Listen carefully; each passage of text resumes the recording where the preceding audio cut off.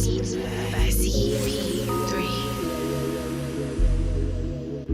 got to have a concept. You have a great concept. You guys are doing it, man, and it's an honor for me to just be, a small rock, man, in your mountain. I'm gonna pop a top in your honor. Mr. Doc Walker blessed us with his presence, and now we want to welcome in our next special guest, Haley Skarupa. She's a three-time world champion in women's ice hockey and most recently won Olympic gold with Team USA. The Cap Stadium Series was definitely my favorite, obviously. I'm a huge Caps fan, I always have been, and to be there at that game with my teammates and for us to bring, our gold medals to there and share it with everyone in this area was really, really special for me, and just the support and it's been tremendous from everyone in this area, and you can feel that there at that game. Welcome to Sports on the Hill podcast. Hashtag DC Sports Without the Politics with Carol and Robbie on True Radio Network.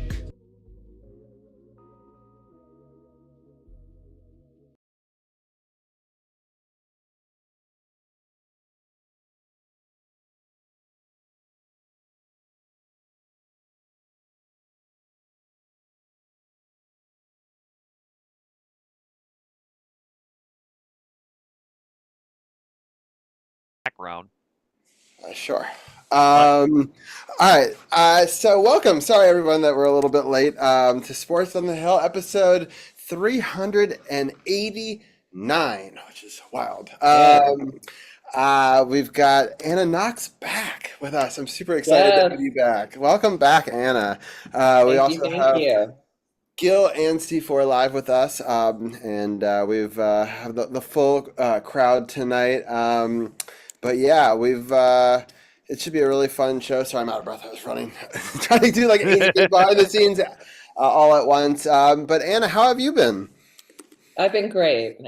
Thank you. It's just been busy. For those who do or have any involvement in any kind of marching band, wow, hats off to you, because literally being just a parent of somebody who marches to that march, it was very time consuming, but it was a great season for the kids, and school is going, as school does. And I was just telling Cheryl and Gil, I had 5.5 hours of straight parent conferences today. Oof, that's pretty brutal for sure. Yeah, but we're off tomorrow so we can vote. Oh, well, that's good. Yeah.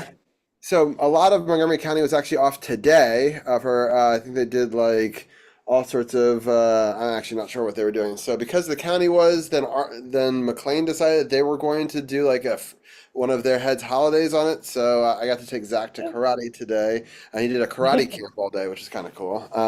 Very cool. He's been loving it. He's now a brown belt, so he's been like super into that. So Oh, awesome. yeah. So anyway, so that's kind of fun. How you doing, C4? I'm doing pretty good. Been busy since the last time we talked. The girls made it to the state meet, so that's this coming Saturday at Hereford High School.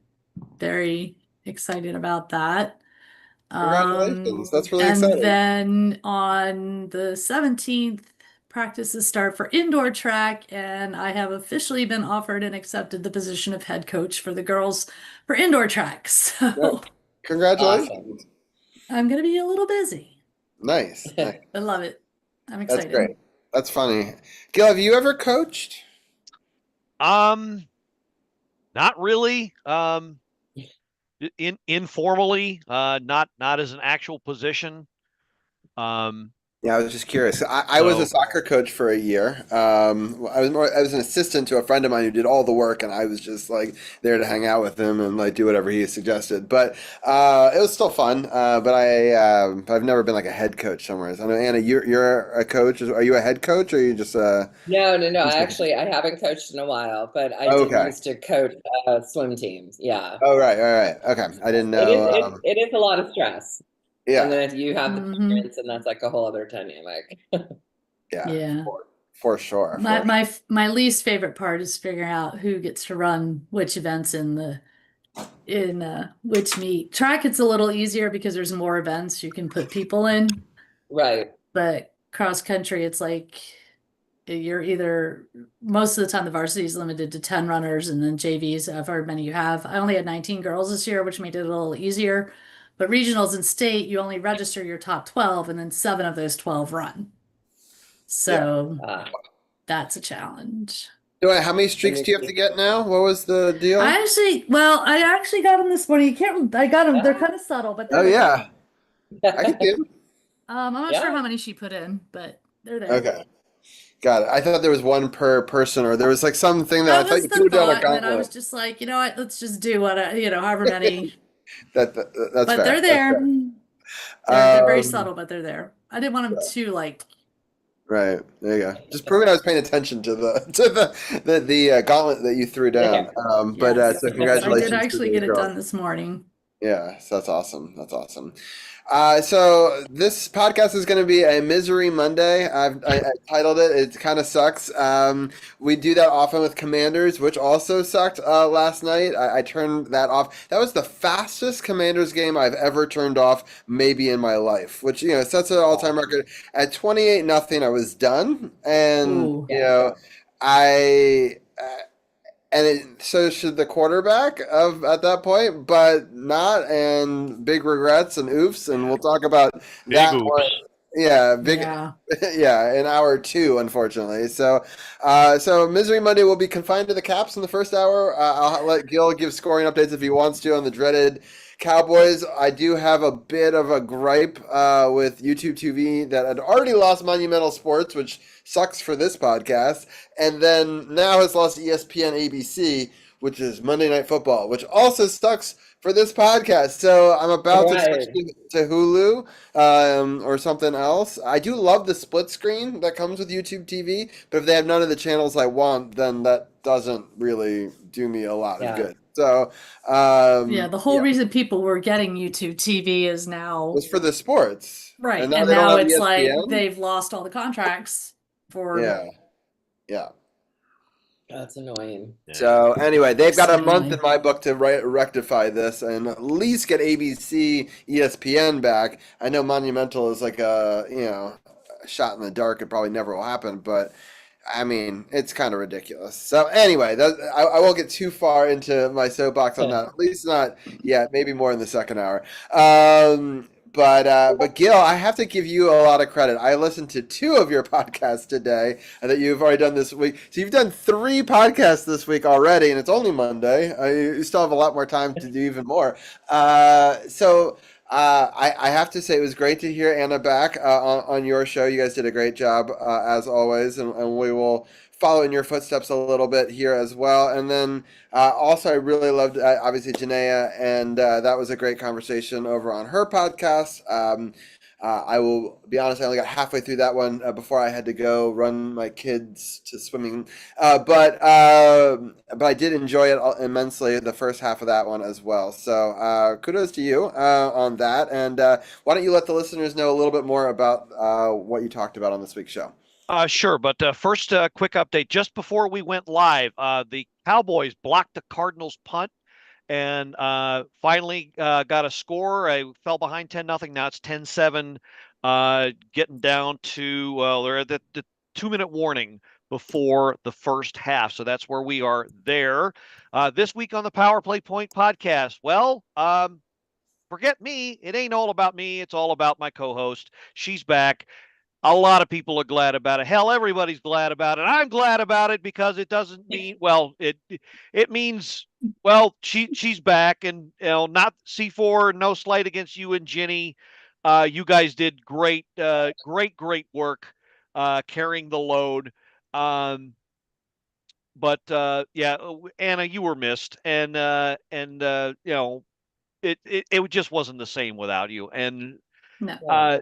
It was great getting that old spark back, and you had a lot to complain about. You handled it in your usual classy yet sassy way, and so classy. That's the preview. I'm not going to spoil it.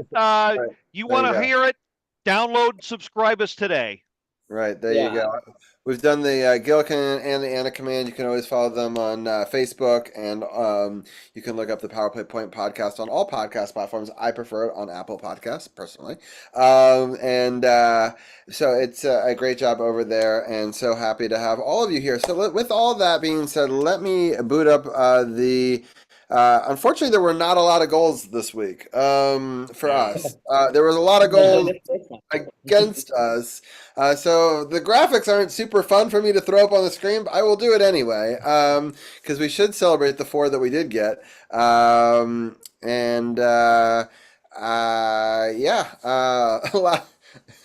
tried. Yeah. I tried to jazz things up, but like I told you, didn't have a whole lot of good material to work with. So yeah, for sure. Let me do one thing real quickly and get my screen sharing working over here. And then I pick up this VLC player and we go over to Hockey View. And I need to just fix this up just a little bit. And that's better. All right. We are going to talk about the time where we scored first, which I really enjoy, and wish that we would do more of. And Tom Wilson, Anna's favorite player. So we get to talk about both of those things. 6th goal of the season already, so that's great. Gil, I'll let you take it away from there. Okay, so we're starting to play. It's Chikrin and Wilson on the half boards, and then they shift the play to the point. Wilson makes a drive for the net. Chikrin shoots, and Wilson picks up the garbage and throws it, puts it away. Crowd goes wild. Wilson still on fire, leading the team in goals and points. And I was at this game. Yeah, there we are watching the game. So about 5-6 rows back of that shot or so. But yeah, I just want to point that out. So great start to the game. Wish the rest of the game was better, but right. That's what you get. Let's talk about a couple of things. One is I'm happy that you got to go. It's also, I think, the 4th week in a row you've gotten to go to a game. I think we've got one live game each week. So we got Gil live on the at the rink now, and so I just thought that was kind of impressive. We're 2-2 now, Gil, right? Is that where we're? Yeah. Yeah. Okay. But Halloween can be a trick or a treat in many cases. Tickets were cheap. Did it fill up eventually because they were so cheap, or was it how? Not really. Not really. No. A good chunk of seats behind the penalty boxes. Were empty. Well, aren't those the super expensive ones that you need? So those are hard to sell, especially on a night like that, and hard to resell. They were pretty empty the night we were there for Seattle too. I noticed. Yeah. I'm happy. I thought this was going to be a treat. Starting off early with Tom Wilson, scoring a goal, but it ended up being more of a trick game. But I do want to get Anna's thoughts on the Tom Wilson goal before we talk about the rest of it. What can we say? I'm loving Tommy this season, although I do feel like he's a little bit more animated. I will say this season, I think he's getting frustrated, and his leadership is starting to definitely show in regards to just being annoyed and things that he expects. But I think that him coming out there and scoring his 6th for the season is fantastic, and I look forward to another great Tommy season. Definitely. But I like him. I don't know. He's a little bit more spicy this season. Yeah, I do like that. I feel like he's trying out for captain in some ways. Like he's trying to do a little bit of everything. Try to say like, hey, this is my year to try to prove that would be a good decision for them. So we'll see if what motivates him going forward. But C4, what are some of your thoughts? Yeah, I agree with Anna. Tommy is getting frustrated. I think he's not leading the team in goals yet, but he's up there. He's up there. He's pretty close if he's not. Yeah, and he's got the weight of this team on his shoulders, it seems sometimes. Like Gil said it before, there's times he's like, I'm just gonna take and drag you guys along with me.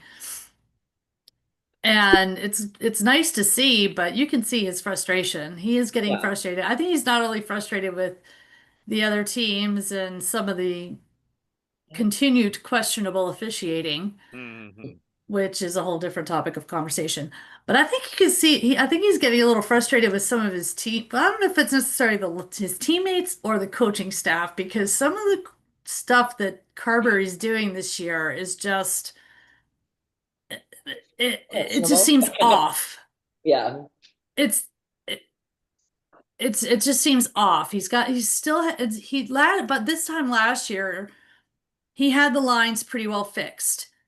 And now, yeah, I know we've had injury with Strom and now PLD, but even still, the line should be more or less fixed right now. And there still seems to be a lot of that blunder going on.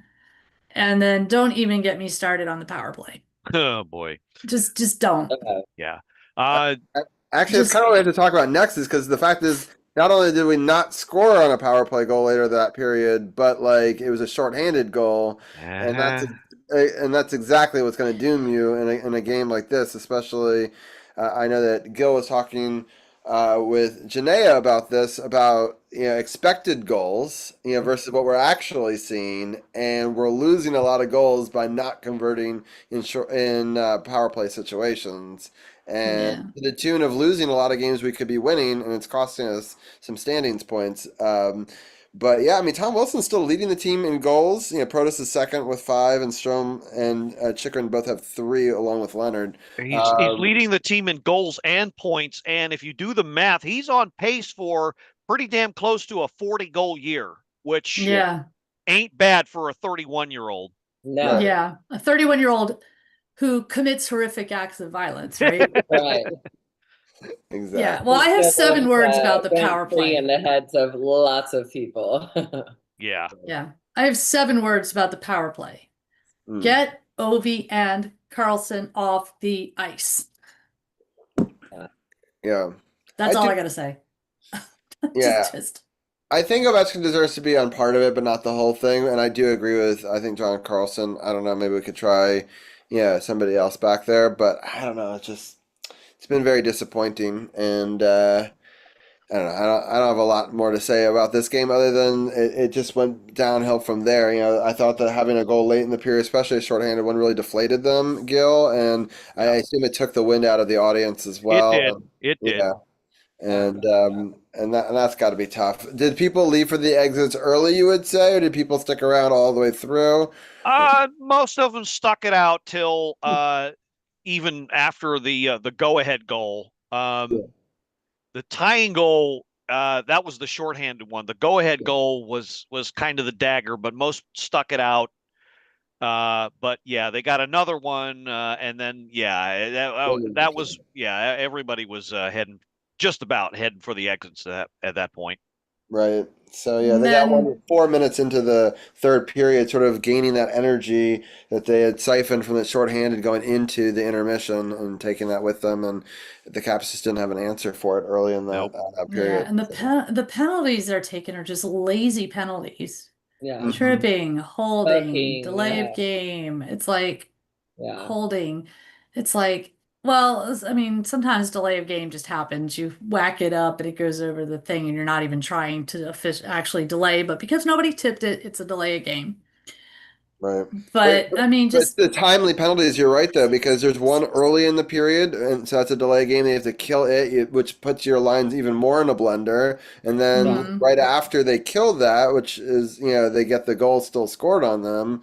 And then right when they're trying to get back into the game, Nick Dowd takes a holding penalty, which kind of siphons all the energy they're gaining towards the end of the game to try to get back into it. And by that point, you got to pull your person and then an empty netter, and it's just you can't take penalties in the third, especially in a tie or a one goal game. So it's the time. It's very sloppy.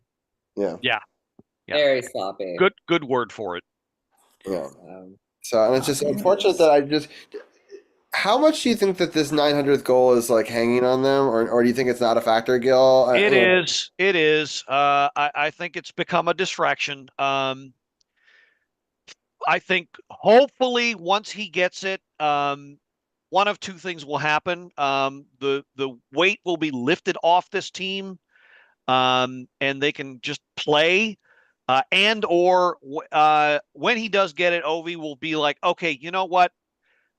I feel the mortality. I'm going to cut back my playing time. I'm going to take some time off, something, because the man looks like he is skating in concrete. He does. Actually, he most of the time he's out there just gliding around.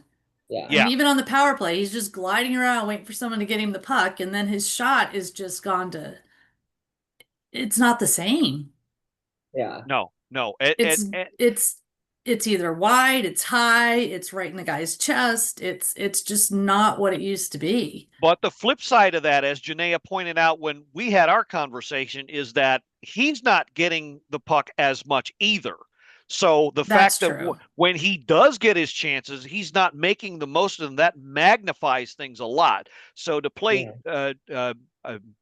Satan's advocate, I won't say devils because I hate them. There's that part of it. There's that element. Yeah, that's also true. So that's also true. We got to be fair. Yeah, for sure. All right. Well, there's not a whole lot more that we get to talk about in this game. I'm sorry, Gil. But I'm happy though that you had a good time with Grant. You got to see some friends. It sounded like a really good time. Yeah. Some of the stories that you got to recap in the podcast of getting to go, and it's always fun to get to go. And I'd rather celebrate, watching the Monday night losses the other night in football was much easier with friends. Just like watching live hockey is easier. You're frustrated about it, but you can still say, "Hey, at least you had a good time with friends and things like that," which is better than just. Frustrating, or at least that's how you should look at it. But it's hard as a sports fan because you want to win, and it's hard for with the L not to affect you, right? So, yeah, very true. And if you lose, you at least want to see effort. Right? Yeah. Tom Wilson can only do so much in this game, so he needed help, and so he didn't get enough of that. So, right. All right, let's get into the next game. So that's I warned you these might be out of order. I think I fixed it though now. All right, there we go. There we go. Okay, on to the next game against Buffalo. Always a tough out, but great start here. About a minute or so in, Strome with the two-man game with Leonard makes a great effort to keep it in the zone, throws it at the net, and there's a certain goalie who likes to give up these, and they took advantage of that, thankfully, this go-around here. So we're going to commentate on the play here. Strome to Leonard. Leonard along the wall, warding off the defenders, shoots, and Strome with the rebound to get the great start going. I think, if anything, and there's a certain Master Sacrum, I bow to your wisdom. He is the one who is saying Brian Leonard must be played more. I will espouse your wisdom because I think the Caps would do well to take advantage of his superior shooting, and more often than not, he gets it on the net, which is very, very lacking. How do I know? The Caps have hit so many posts. They lead the league. They could qualify as their own bell choir this year. They've hit so many damn posts that go clang in the night. That's awesome. Have I made my point? Right. Yes. I think so. We've hit so much iron this year. It's like very frustrating as a fan because that they're just inches away. It's just puck luck. It's just overthinking it. I don't know what it is, but it's they're so close, and that's it's a game of inches, and it's really, really tough. I want to say I really loved your Power Play Point podcast this week because of the special effects. You did a great job on the sound effects. Thank you so much for Anna, his return. Were it not for Anna, they would not be needed. So I have it as top of the list of things to listen to tomorrow. I didn't get a chance today. Yeah, so I I'm sure you can imagine, Cheryl. Wait, I'm sure for the sound effects alone. So those Capitals beep, Capitals beep, Tom Wilson beep. Exactly, more or less. But yeah, so it's I'm happy that we were able to score first here. I really like Dylan Strom's game. I'm happy he's back. He's a big part of what makes our team go. I was happy that we scored first and quickly into the first period. It did a lot of things that I like in it. I just wish the end result was where we wanted it to be. But Anna, what were some of your thoughts? On the whole game or just this one? You can just start with this goal. Yeah, just this goal. Again, I was thrilled to have Strom back because I think he just brings the grit that the team needs. He's consistent, and God, what a badass. I love it. I mean, in a minute, 7 seconds in, yes. I will probably not be well liked for my comment that could be coming next. I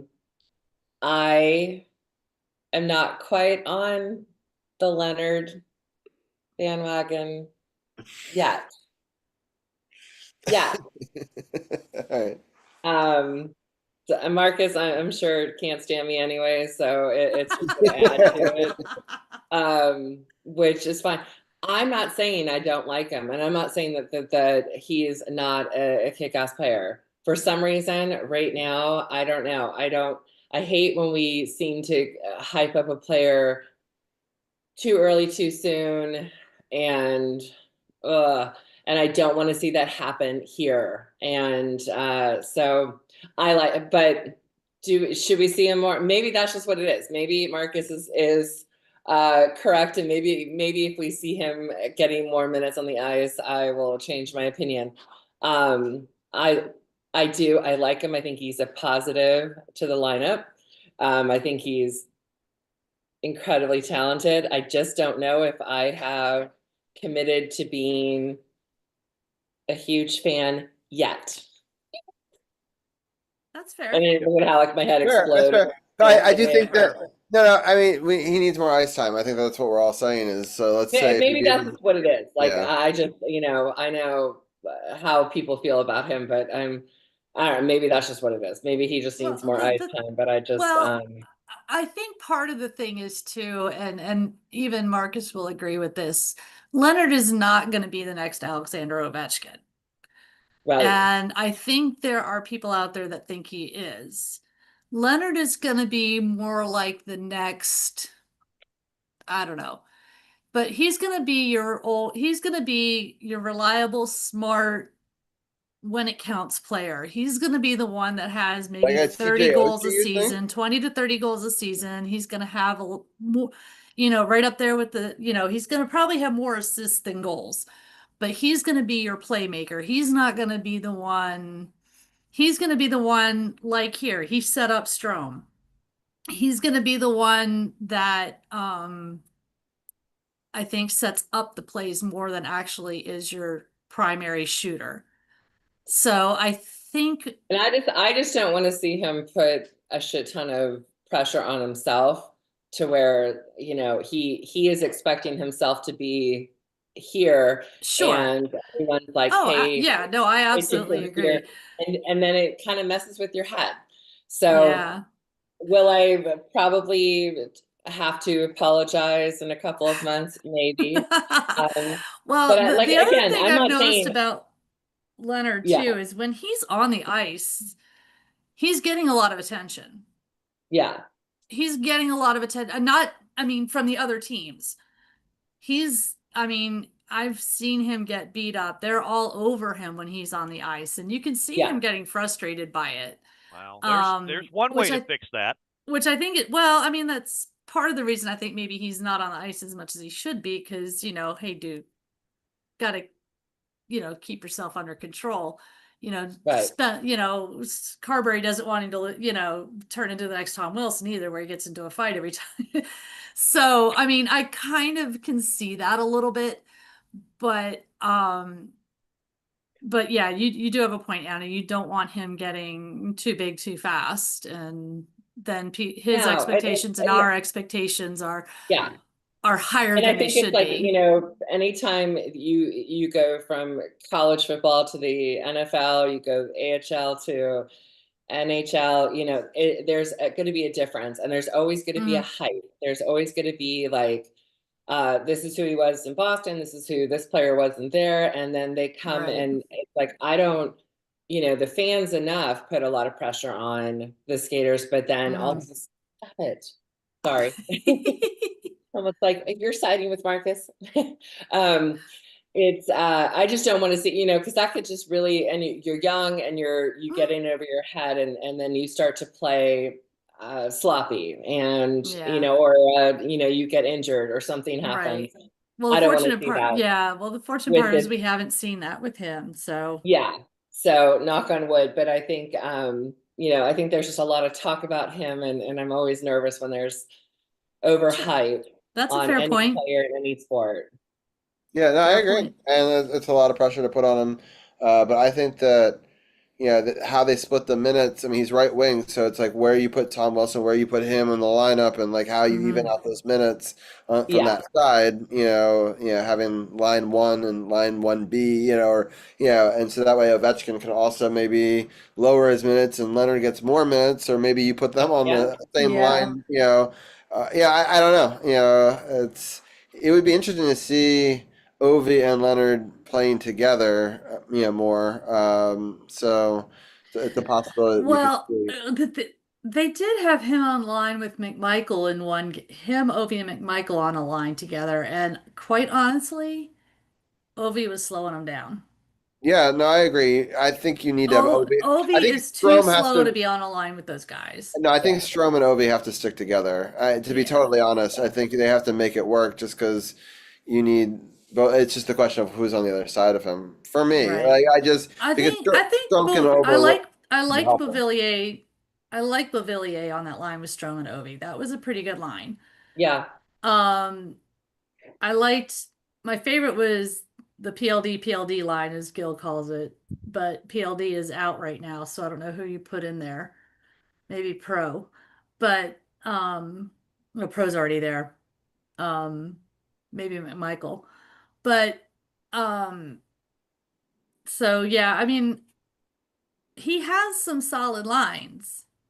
He just needs to keep them kind of together so they can gel. I think the only line that's consistently been together is that fourth line with Dowd, the player of the player of the day, and Sortif, I think, is on the fourth line, right? Dowd Duhaime and the player of the year, player of the day.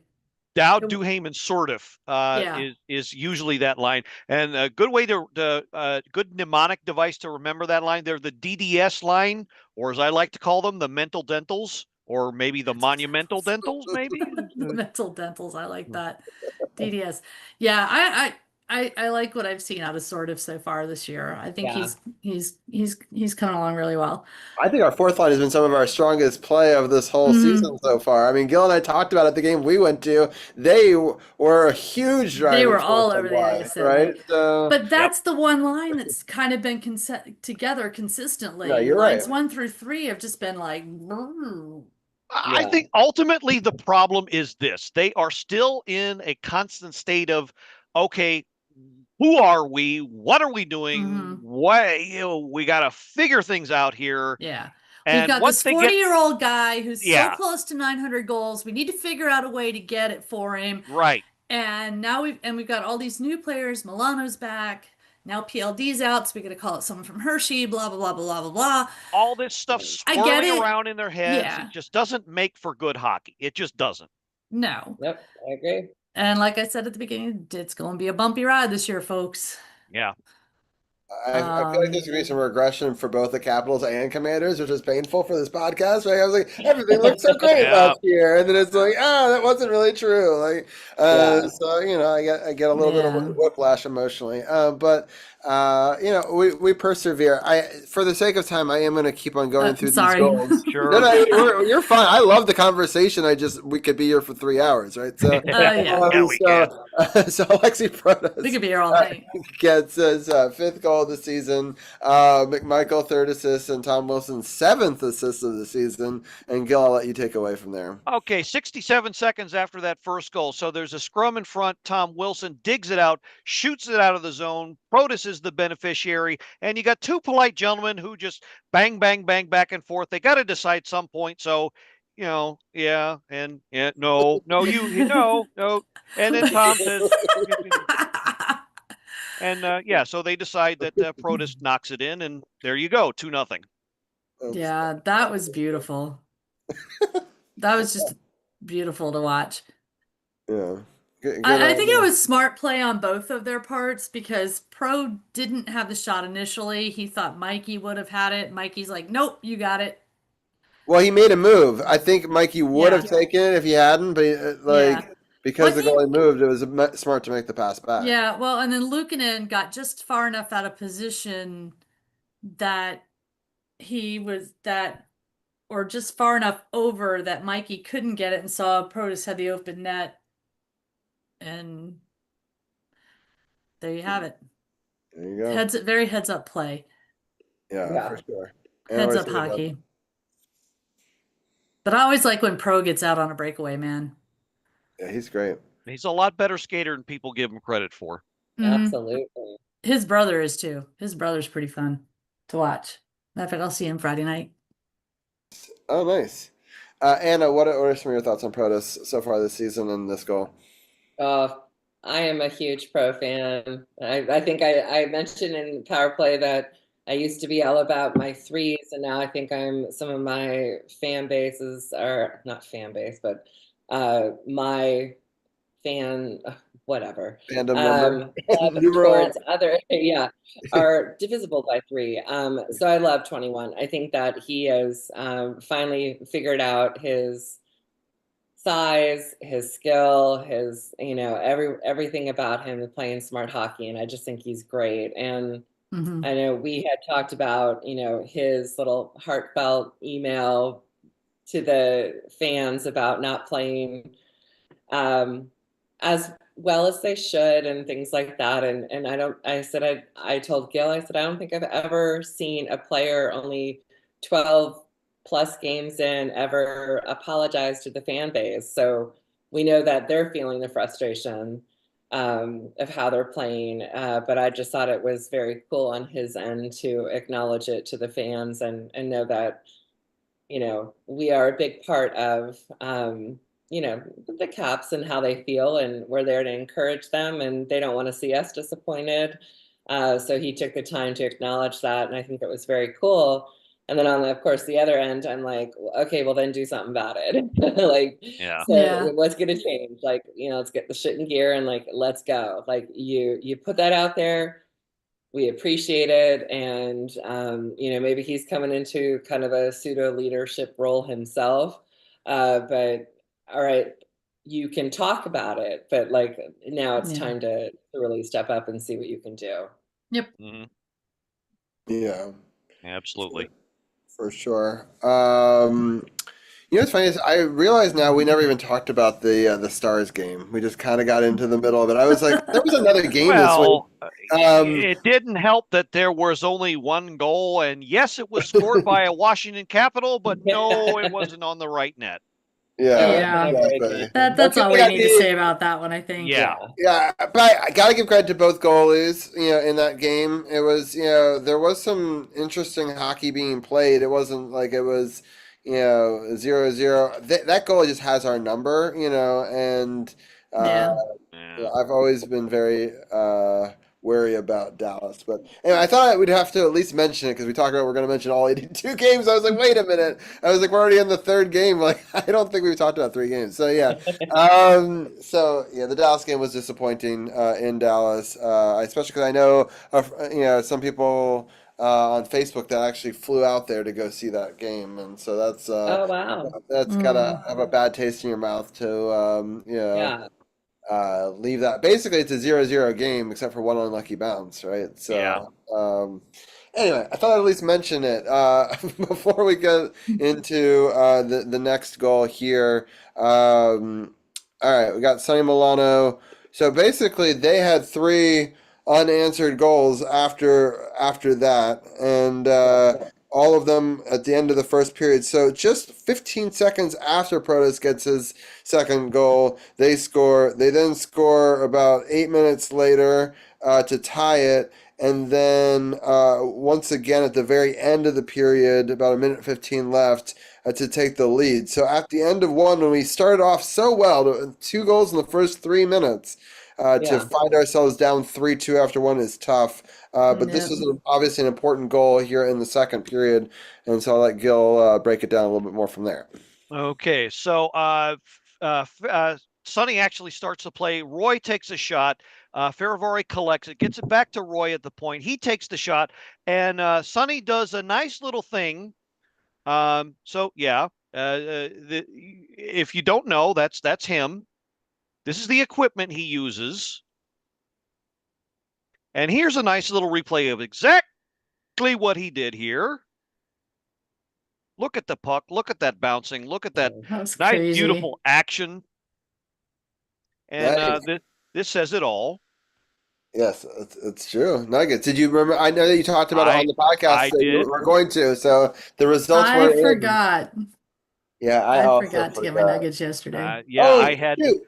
It was Sunday. I went to McDonald's too. Oh what you gotta use the app. I did, Gil. Oh my goodness. So I'm leaving the. So I have to give a nod to one of my favorite things, Six Flags. It was the last day ever in the park's history yesterday. Right. And so me and the family all went.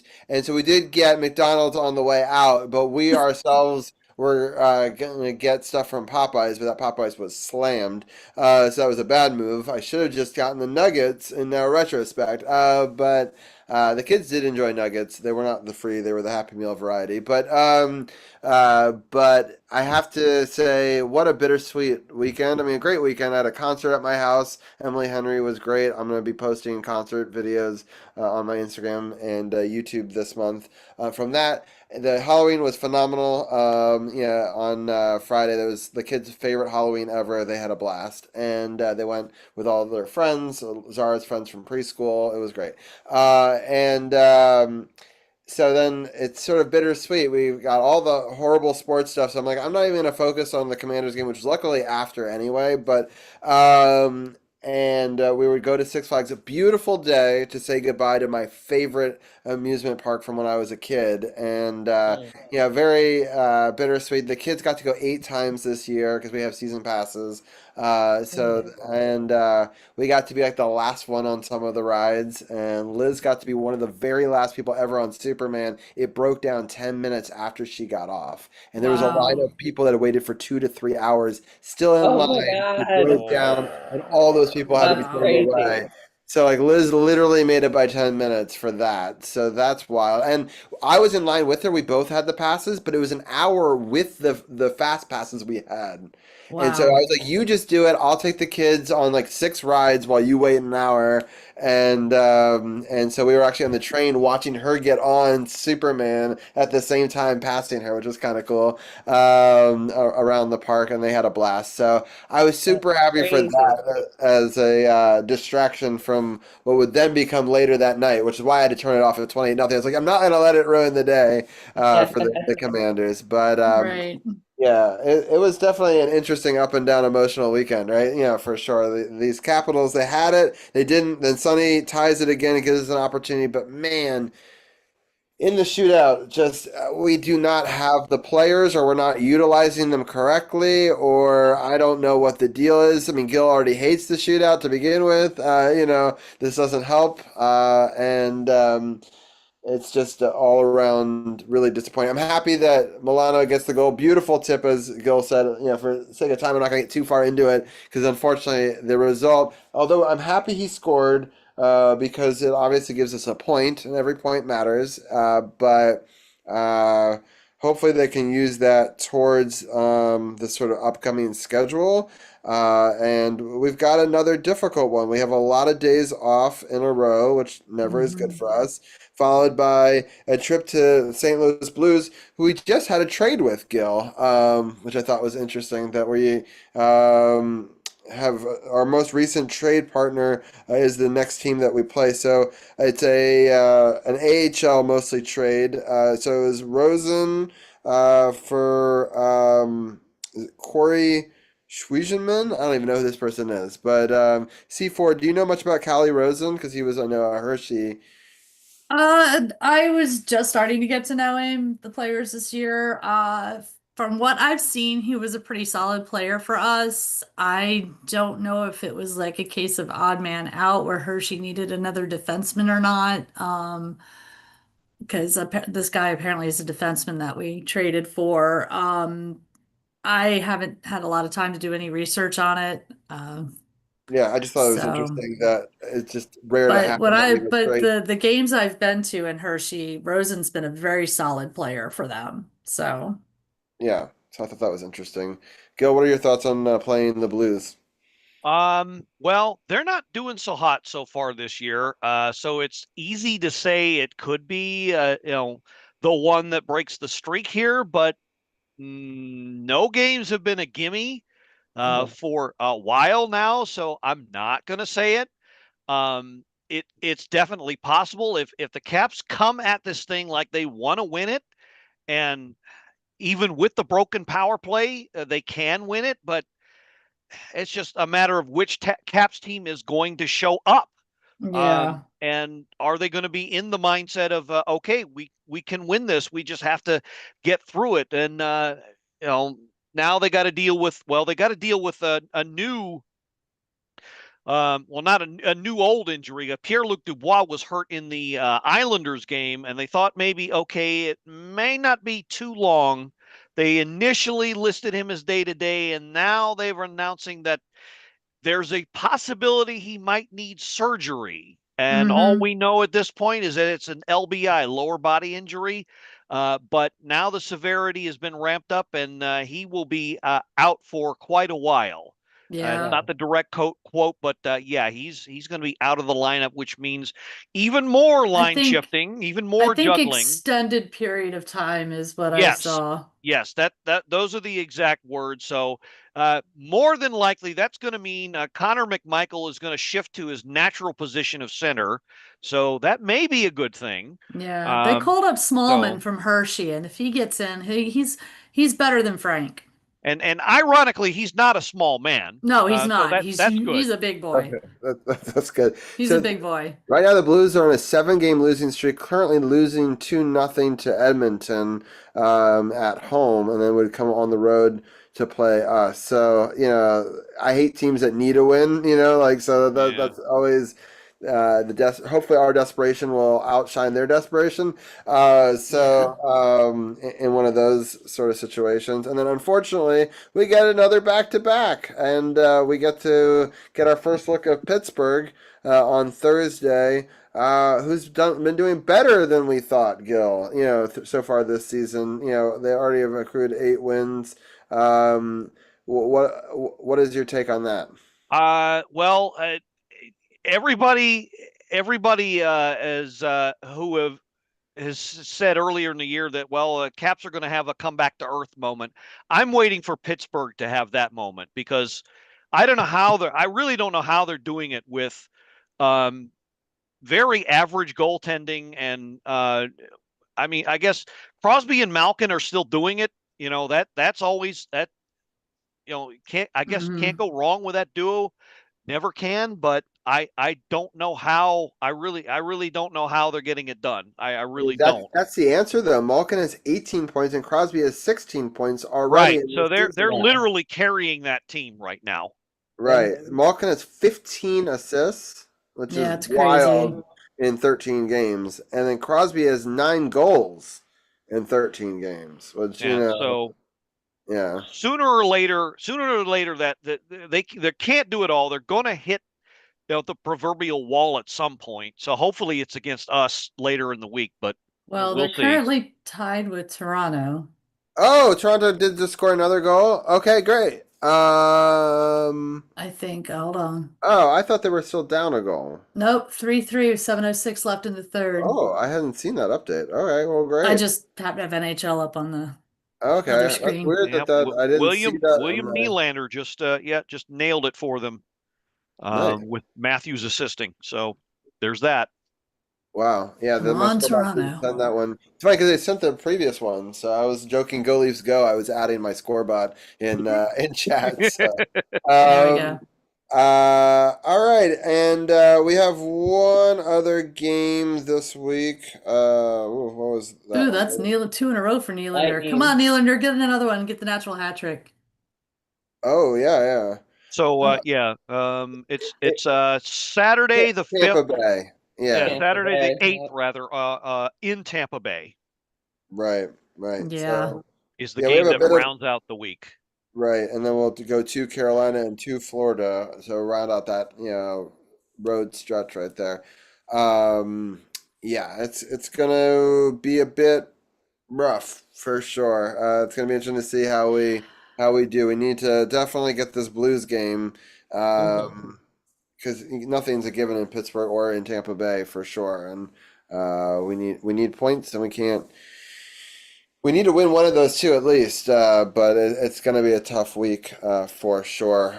Just for the sake of time, I know that we got to get some of our panelists out of here. I am going to let Anna give her final thoughts and let her go as well. And Anna, it's been so great to have you back. And Thanks. Great to be back. Yeah. yeah, it's been a lot of fun. I'm enjoying this four-person screen, if I can actually make it look right on my screen. But I appreciate all of you guys for being here, but it's great to have the full team back, and so it should be fun to. Hopefully, we'll have a more fun and upbeat one. We've got some interesting weeks upcoming for Caps fans if they don't know. On the 17th, which is just coming up in a couple of weeks. We'll have a live Caps game against LA, which those don't always go our way, but we will hope for them. We're going to be joined by Janaea as well for that one, so that'll be fun to have her on. And so we can have like a big group talk about a live game, especially the end of the game live.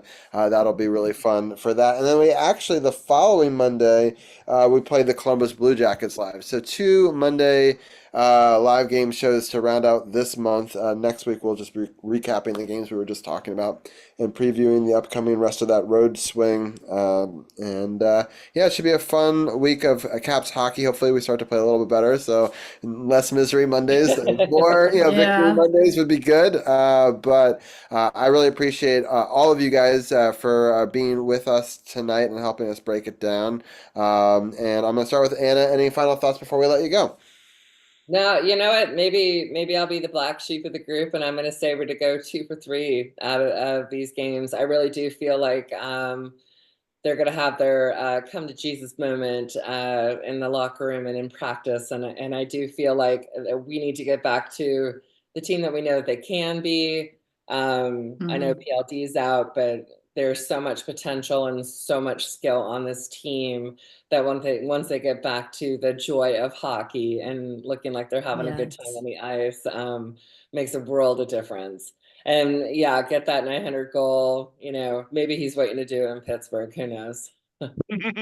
Yeah, hopefully it's in Pittsburgh. That would be great. I will forever love that moment if that's where he ends up doing it. I think that would Yes. be. I mean, I kind of want it at home, but I don't necessarily. So maybe it's better if we do it against St. Louis. Maybe for that, I will hope Right. for that. But just for the home fans. But I wouldn't be so upset if it happened in Pittsburgh because that Right. video will then be showed forever. 100%. And so Yeah.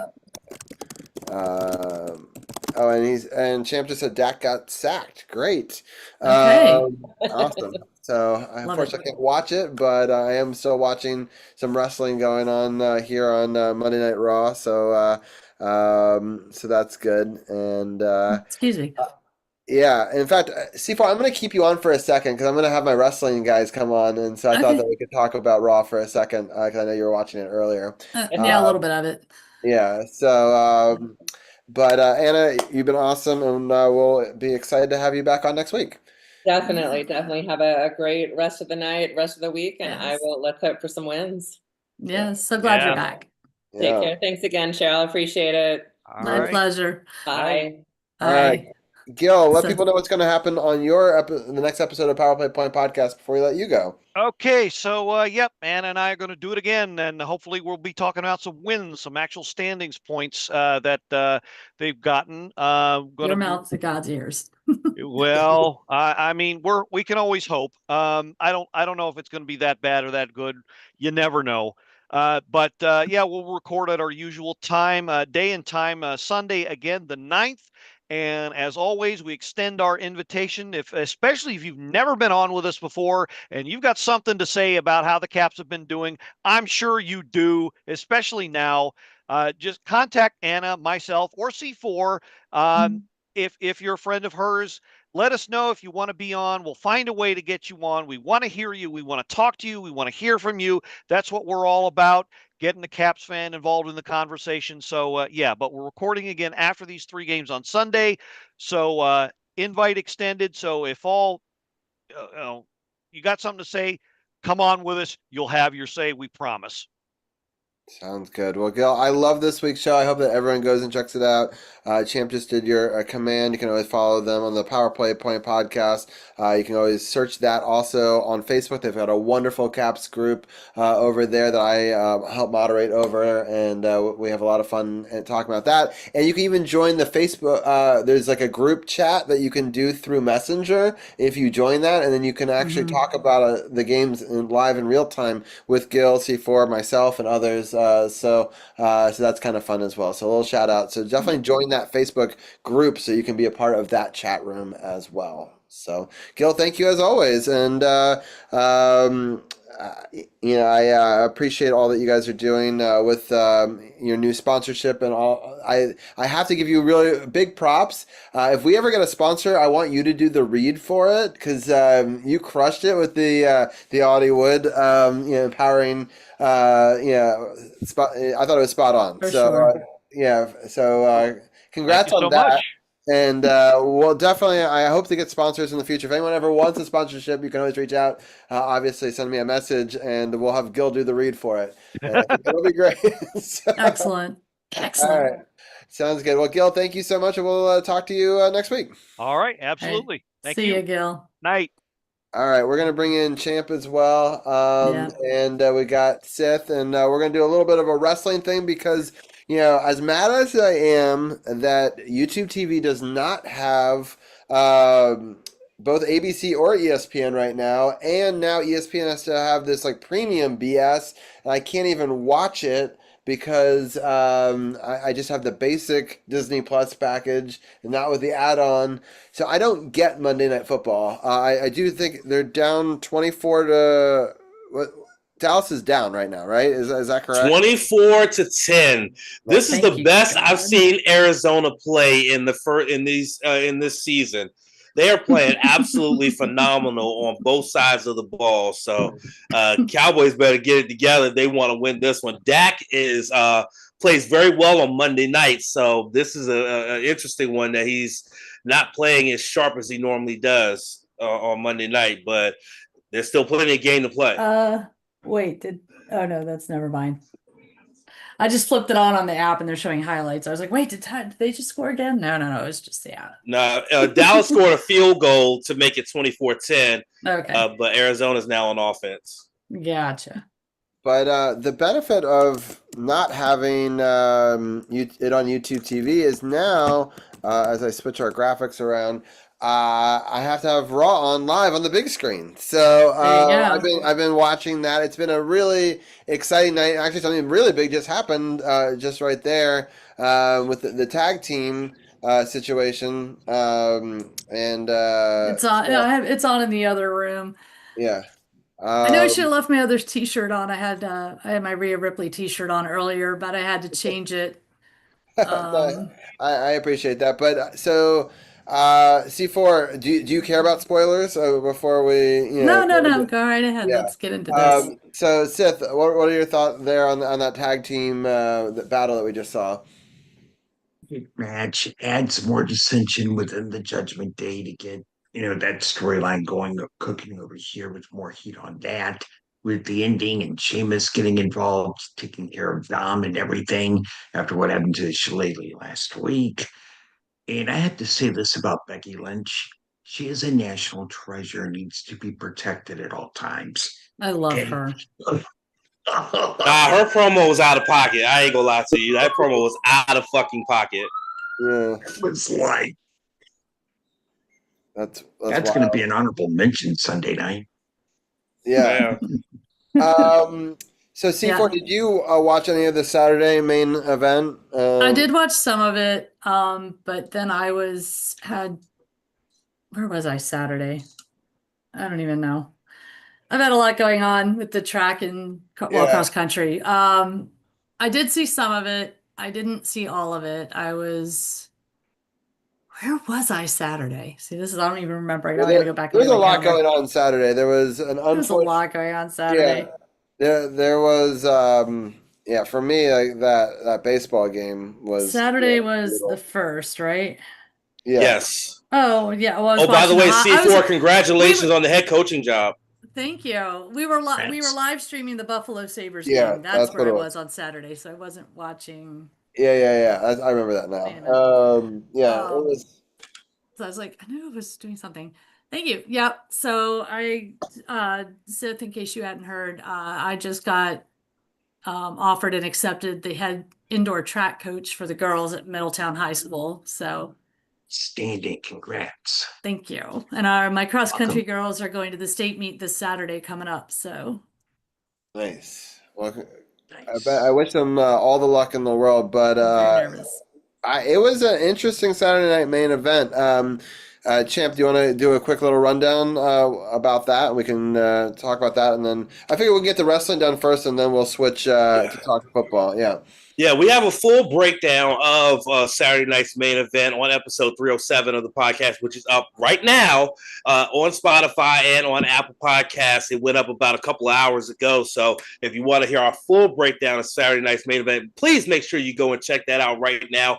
But I'm sure C4 was very happy with the result of the main event because she called it last week that CM Punk was going to kick Jey Uso's ass, and he sure enough did. And CM Punk is now a two-time, in the current iteration, World Heavyweight Champion. And overall in his career, this is his 7th World Championship of his illustrious career.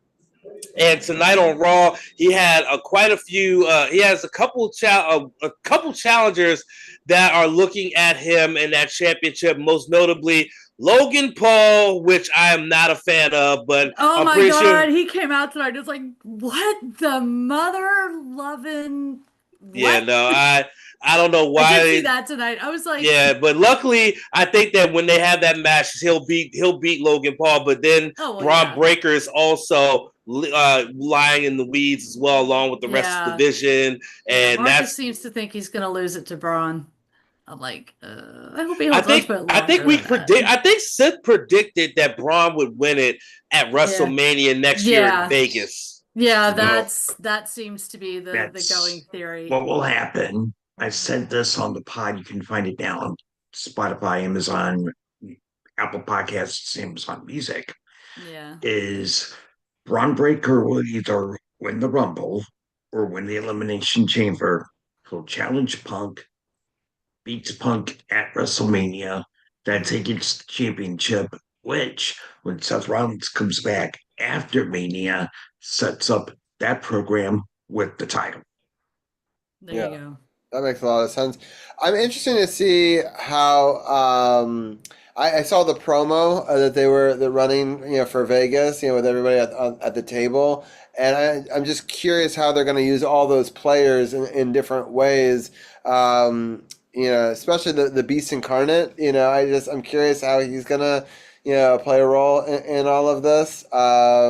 Seth, what are some of your thoughts on that promo and all those characters becoming involved again?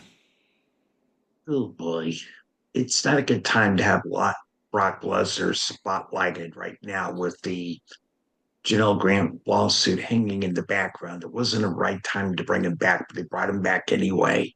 Mm-hmm. And I liked the promo. However, being one that has seen on news reports, and I've done some studying and some research, Vegas's economy is going deeply into the ground right now, especially on the Strip, where the casinos are. You have people there, but it's more targeted towards your high rollers now, which is kind of a hint of what they're doing with ticket prices these days for WWE. It's pricing out the middle class. They want to deal with your high rollers over here. And I get that Brock is a spotlight attraction for people, but the promo was good. It gave me vibes of watching the 1995 thriller Casino which was Black GOP, God rest his soul, his favorite movie of all time. But you've got De Niro and Pesci, Sharon Stone in it.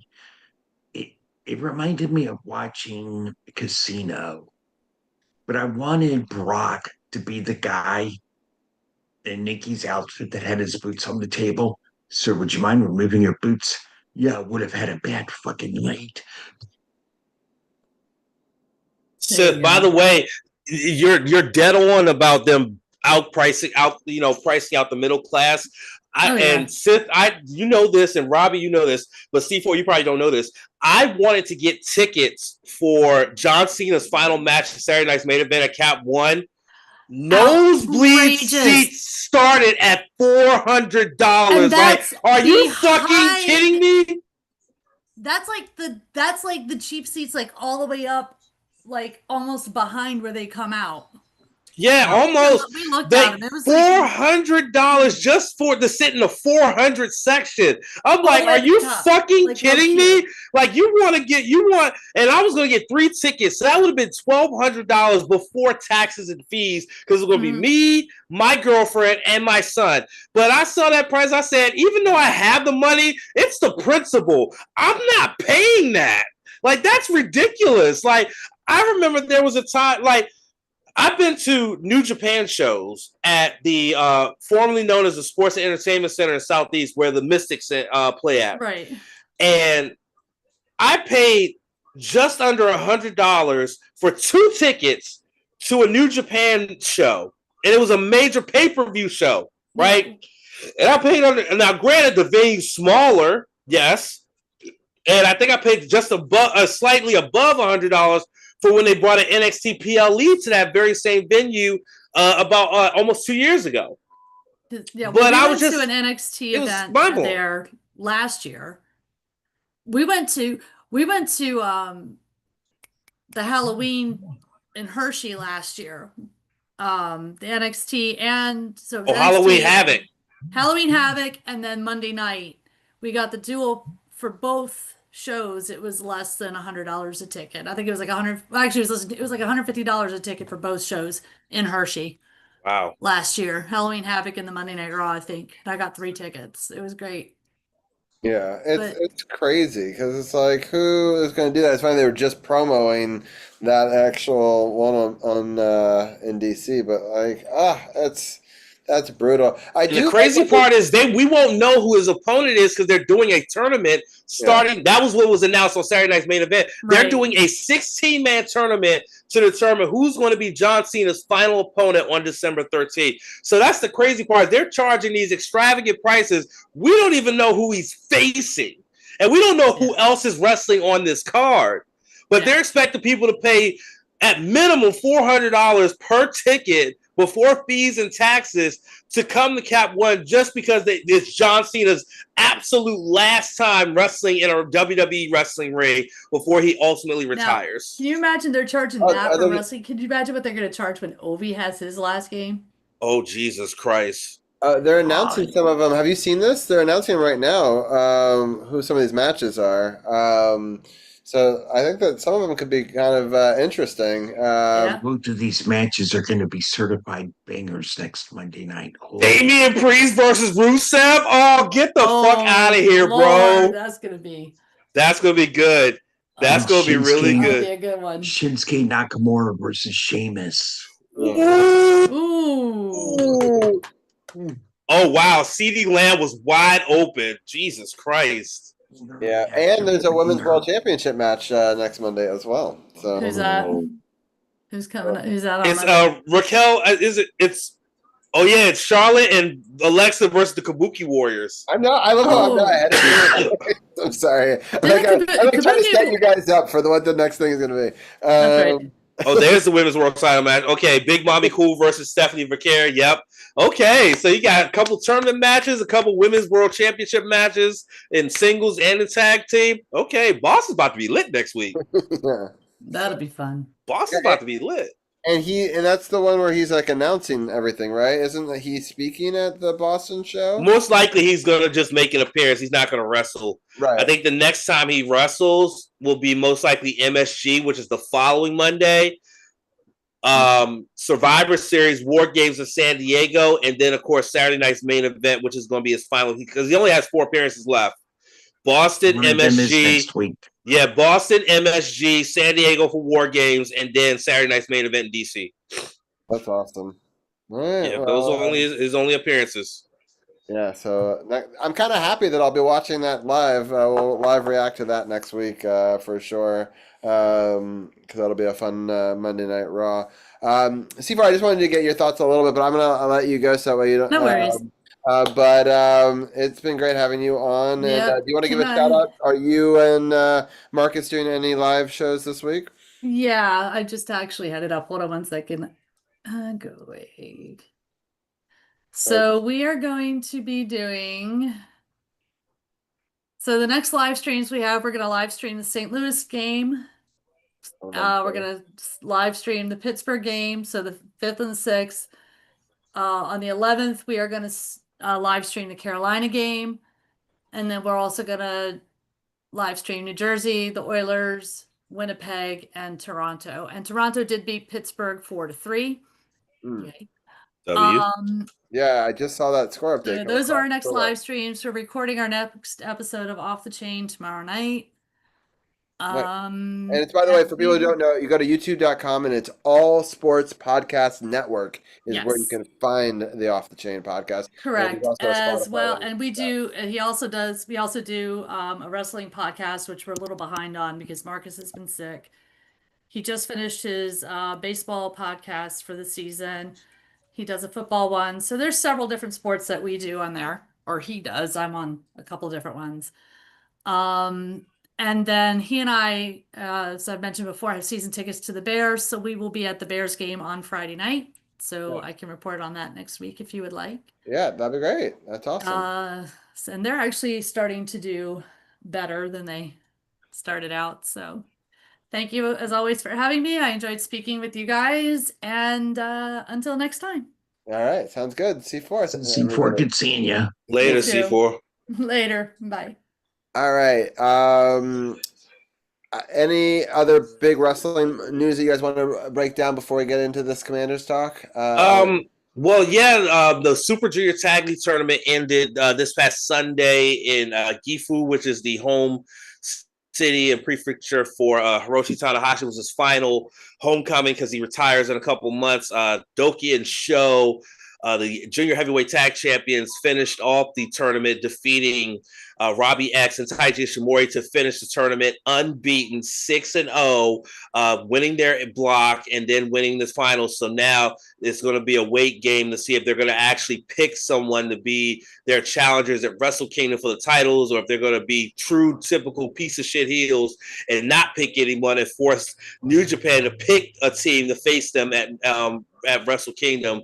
That's going to have to be determined. Also, other things to talk about from Saturday night's main event, which again we broke down on episode 307. Cody retained the undisputed WWE Championship against Drew McIntyre to open the show. Jade Cargill is the new WWE Women's Champion. She absolutely dominated Tiffany Stratton. Dirty Dom remained the Intercontinental Champion, as you saw on Raw, and he's still the Mega Champion. He defeated Penta and Rusev in a triple threat match.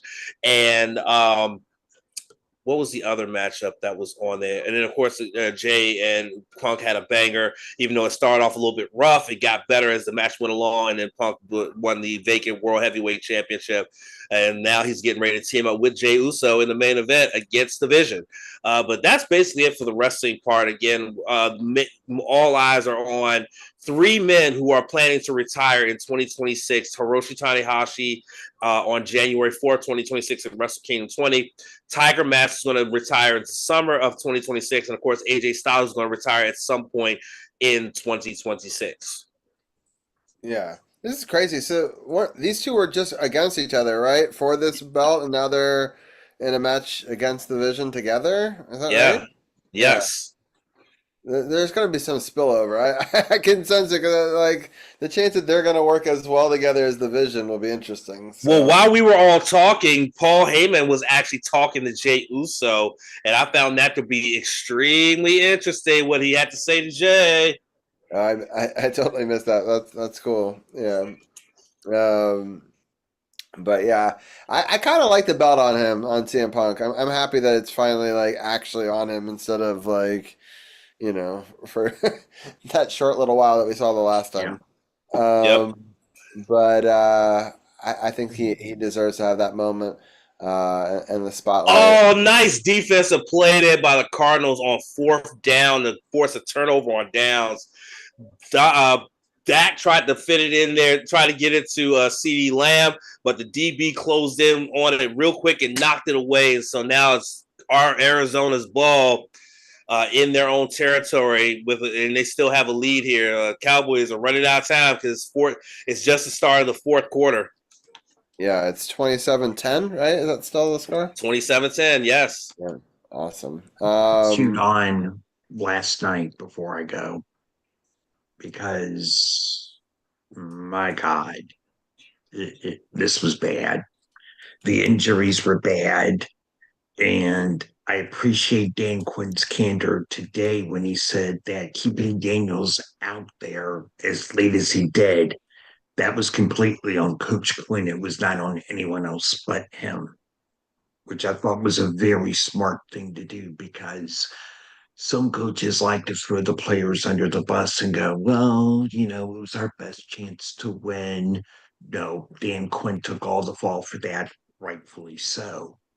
But at the end of the day, the stat line was really bad. JD5 went 16 for 22, 153 yards. He had a rushing touchdown, but also threw an interception. He was sacked 4 times for 20 yards, whereas we didn't sack Darnold once, but he did throw an interception. So that's somewhat of a good thing there. Where it comes to rushing, Chris Rodriguez Jr. was our best rusher with 12 carries, 65 yards. Altogether, we had 36 carries for 157 yards. In our receiving core, we had 16 receptions for 153 yards. The longest was Ertz for 25 yards. Ertz doing his thing. We had 1 fumble from Jalen Lane that was lost as well. Defense, oh boy, you can tell these guys are gassed, and not in a good way. Although number 0 got an interception off of Darnold, which is a good thing. But overall, I agree with the consensus that the season is over at this point. I'm so glad you brought that up, sis. Robbie, I know you wanted to say something, but I've been thinking about saying this all day long, and I finally get a chance to say it. It's over, bro. No, I don't think so. And that's not what I have to say, though. That's not what I got to say, though. Oh, okay. That coaching staff were in a lose-lose situation last night. And here's why. Let's say Dan Quinn decides they're down by a bunch after halftime, and he decides, I'm pulling on my starters. This game is lost. Let's just salvage what we can with the second and third stringers and see whatever. You know what this fan base would have did? They would have called Dan Quinn soft. They would have called him a loser and said he quit on the game and he quit on the team, and then they would have been complaining. So you know what Dan Quinn did? He kept the starters in there to try to fight, and then Jay Daniels gets hurt, and everybody's like, well, why was he still out there? What the hell are you doing? Dan Quinn would have been criticized regardless of what he did last night. That's why I'm not going to criticize him, because these football players are men who are competitive. They knew they were down big, but that didn't stop them from wanting to continue to fight. They were honoring one of the greatest wide receivers of all time in Art Monk. They were wearing their throwback Super Bowl era jerseys for the first time, and they were in front of a home crowd that was jacked and electric. And yes, Seattle went out there and absolutely punched them in the mouth multiple times, but they wanted to keep fighting. You know, the narrative would have been a lot different had that Jaden Daniels injury had happened before Seattle went and punched us in the mouth multiple times. They'd have been like, well, fuck, that's football. He got hurt, next man up. But no, because it happened in the tail end of a blowout, that's why the narrative is what it is, and that's why it's the big story of the week, of the day, and of the week, because of the fact that he was still in the game when the team was getting their asses handed to them. I admire Dan Quinn for falling on his sword and taking the brunt of the blame for that, because he, at the end of the day, he is the head coach. It is his call, regardless of whether the player wants to be in or not. It's ultimately his call. But he also understands and has created this culture of a team that wants to be scrappy and wants to go out and fight every game, regardless of the outcome. And so that's why I'm not going to be like 99.9% of these fans and the media that are out there crucifying DQ for keeping Jaden in, and it ended up being that he dislocates his elbow and his season may be pretty much over. I'm not going to do that because I respect his decision. I respect what he had to do because he was in a no-win situation. He would have got crucified either way. So I respect the fact that he wanted his guys to continue to fight and continue to play through until the final whistle. And that's what they did. They still managed a touchdown in the late stages, a garbage time touchdown. But this was a game that was way out of reach early. But I respect the fact that they continued to fight and they continued to scratch and claw throughout that game, even after Jaden went down with that injury. All right, so Dan Quinn, you got my respect, sir. You got my respect, Coach. So, Champ, I like everything that you said, and maybe that helps change my perspective slightly. But to what point? Like, I agree, start the second half. Don't pull him at halftime. I would have probably pulled him at halftime, but I can understand your argument. But at the end of the third quarter, it was still very ugly. Nothing was positive was happening at that point. He has 2 injuries already this season. And for me, that's the difficulty, is the offensive line wasn't blocking particularly well. They were rushing so hard. And I just think that I agree to an extent. I think that if they pulled him at the end of the third quarter, I don't think people would be like, he's soft. I think you pulled him at halftime, you're probably right.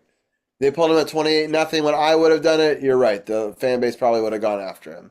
But I think if you give him 3 quarters and it wasn't getting done and you let him rest a little bit, especially with a big game against the Lions next week. Because now I just don't see... I don't know. You're saying that you don't think the season is done, Champ? I mean, no, I don't. I don't. Because here's the thing.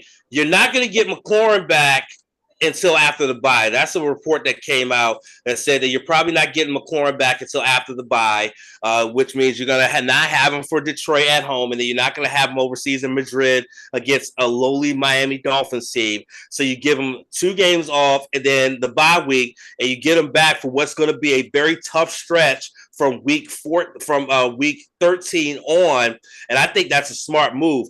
This season's not over. Marcus Mariota, people seem to forget, Marcus Mariota was a former first-round pick. The dude is not a bad quarterback. And once you get McLaurin back and you have Debo in there, I think you're going to be just fine. Unfortunately, you're not going to have Luke McCaffrey because his season's done. He has a broken clavicle, so his season's done.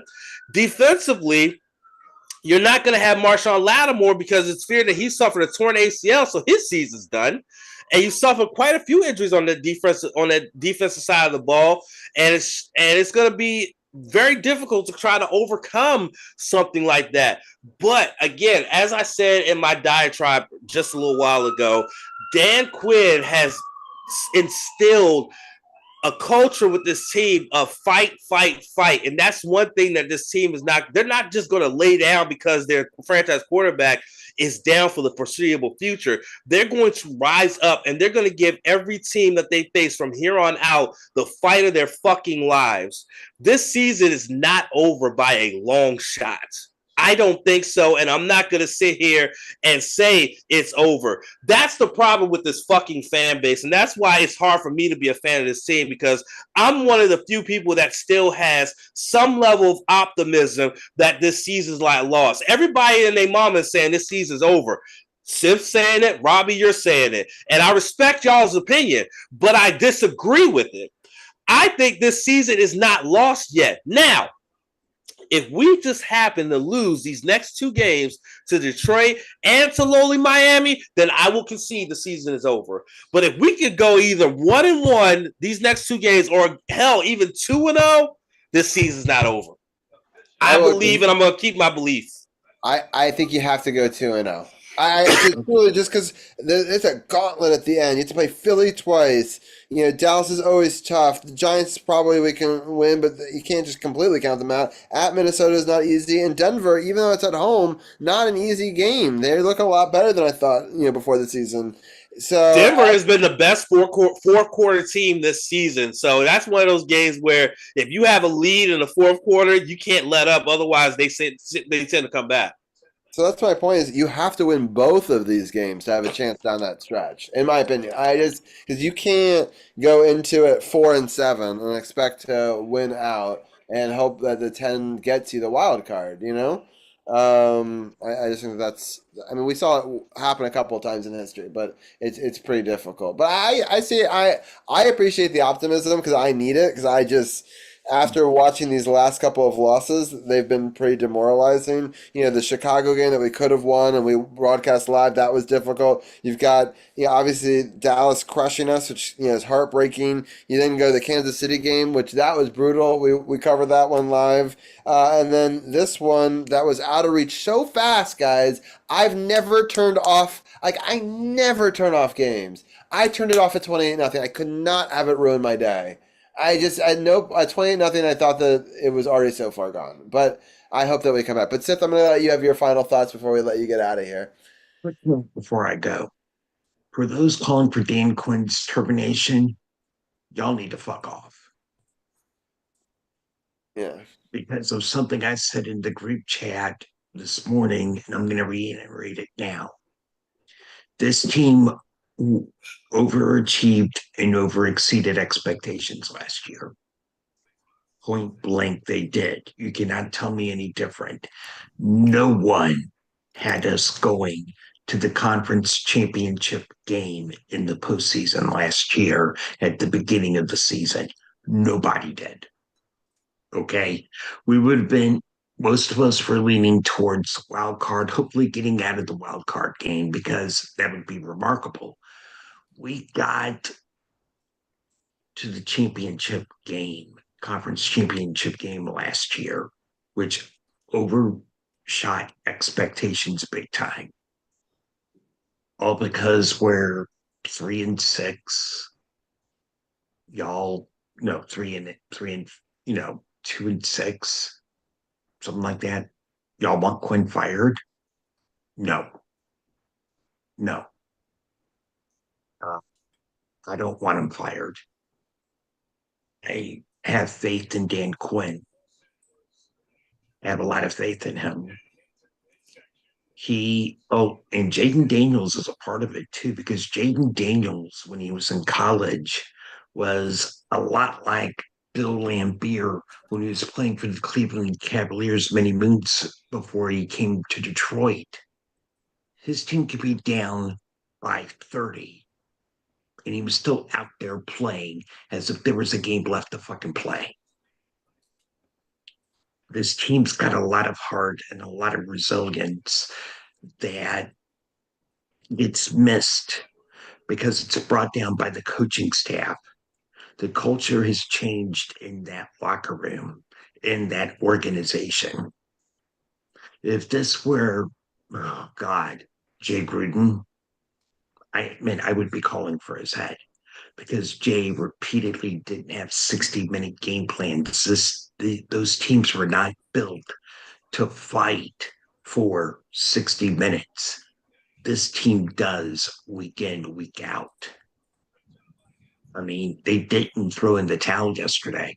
Oh, but we've got, so it was a demoralizing loss. and I'm still very upset over it. But I will give Dan Quinn and the team credit. They kept fighting. They didn't throw in the towel. They were not looking in the corner for someone to get a white towel, throw it out, and ring the damn bell. They weren't doing that shit. So for people that want Quinn fired, y'all can have a seat. I'm not going to hear of it. I'm pretty sure Champ agrees with me on that as well. Absolutely. I'm not hearing it. If you want Quinn fired, I respect y'all's opinion, but nope, you can't convince me to. That tsunami splash is vicious. Sign of the cross. This has been a great wrestling match. I'm enjoying the conversation, listening and watching at the same time.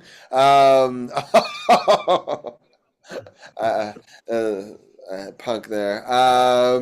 But I'm a bit behind y'all because I'm watching it on my phone. Oh yeah. I'm connected to Australia tonight, Champ, on the VPN. I'm in Vancouver. Oh.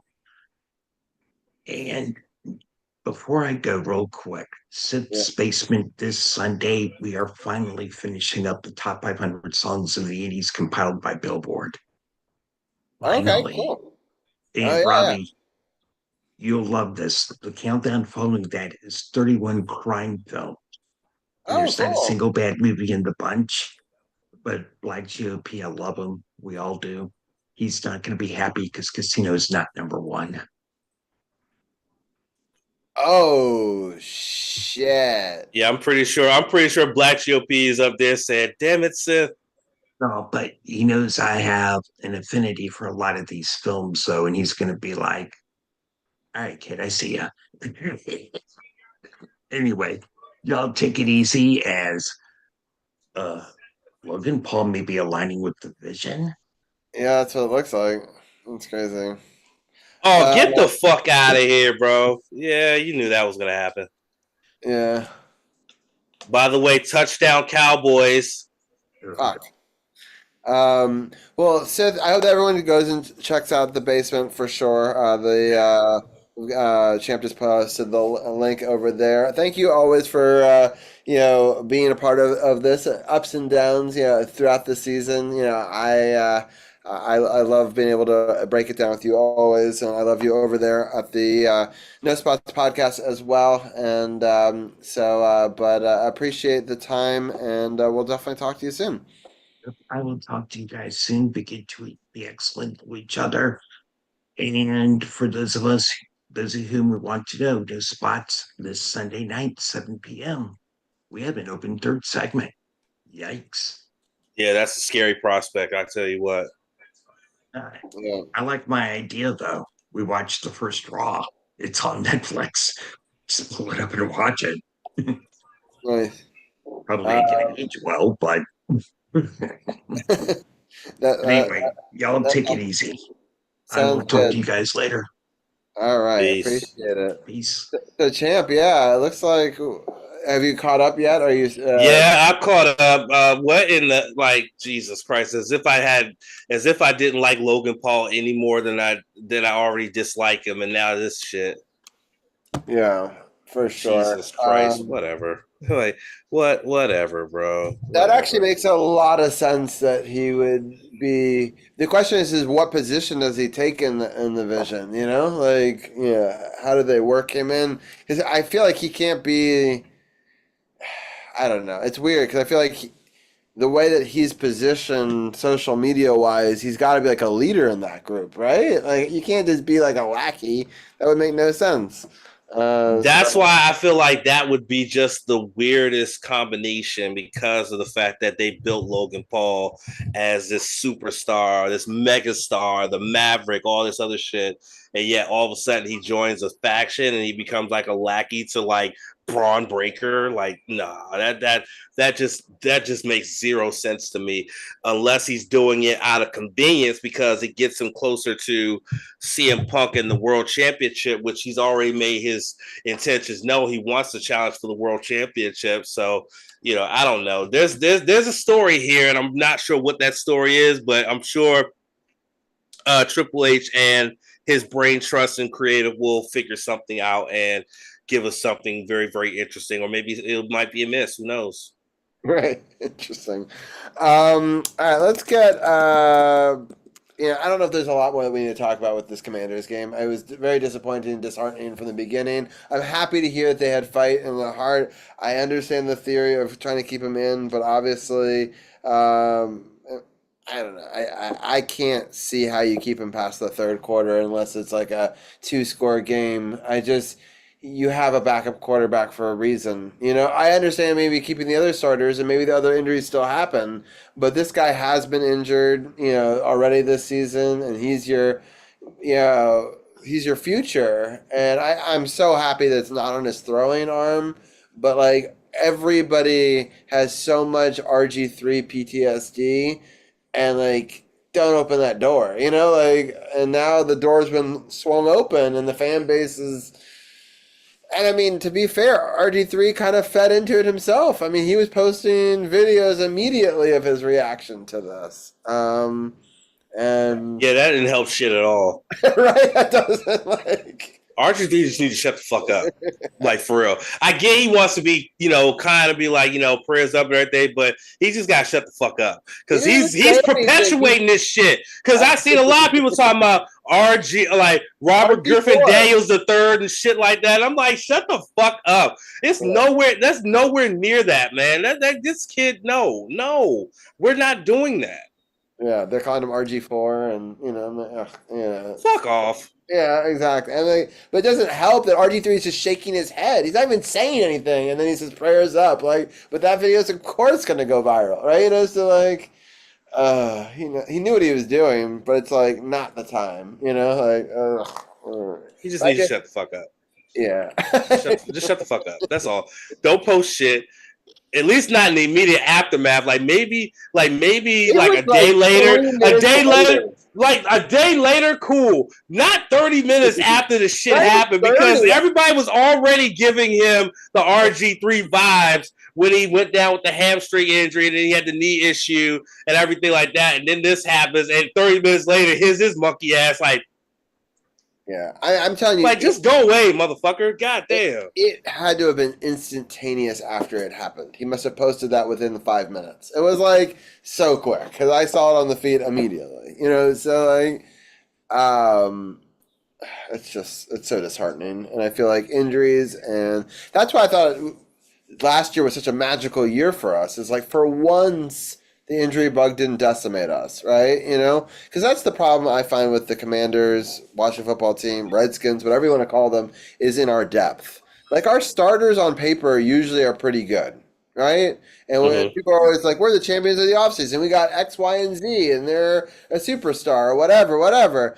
But the reason why the Eagles have won Super Bowls is because they have depth, champ. And I just don't feel like we have that level of depth. And so when one of these players goes, I agree with you. I agree with you. I do feel like this team is lacking depth wise when it comes to certain positions. Like you look at the wide receiver position, and the depth is very much like a big factor with McLaurin being out at least until week 13.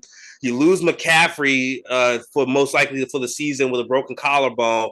And who you got left as wide receiver? You have Deebo Samuel, you have Jalen Lane, and you're still waiting for Noah Brown to come back from recovering from his knee injury. They haven't opened his window yet to activate him. But once he comes back, that's a good addition to your depth. The Cowboys just keep sacking Jacoby Brissett, but they're not doing anything else with it. But that's a definite problem there. And then the secondary position is going to be very interesting as well.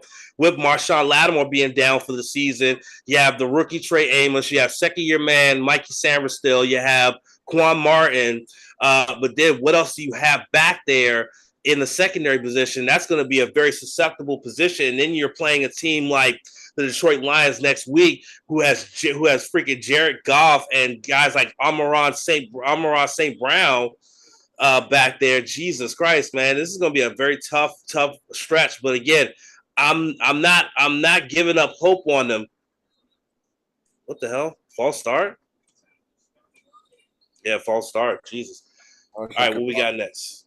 All right. So I want to quickly go over where the standings are. Week 9, It was pretty even across the board, and we all pretty much got 90 points.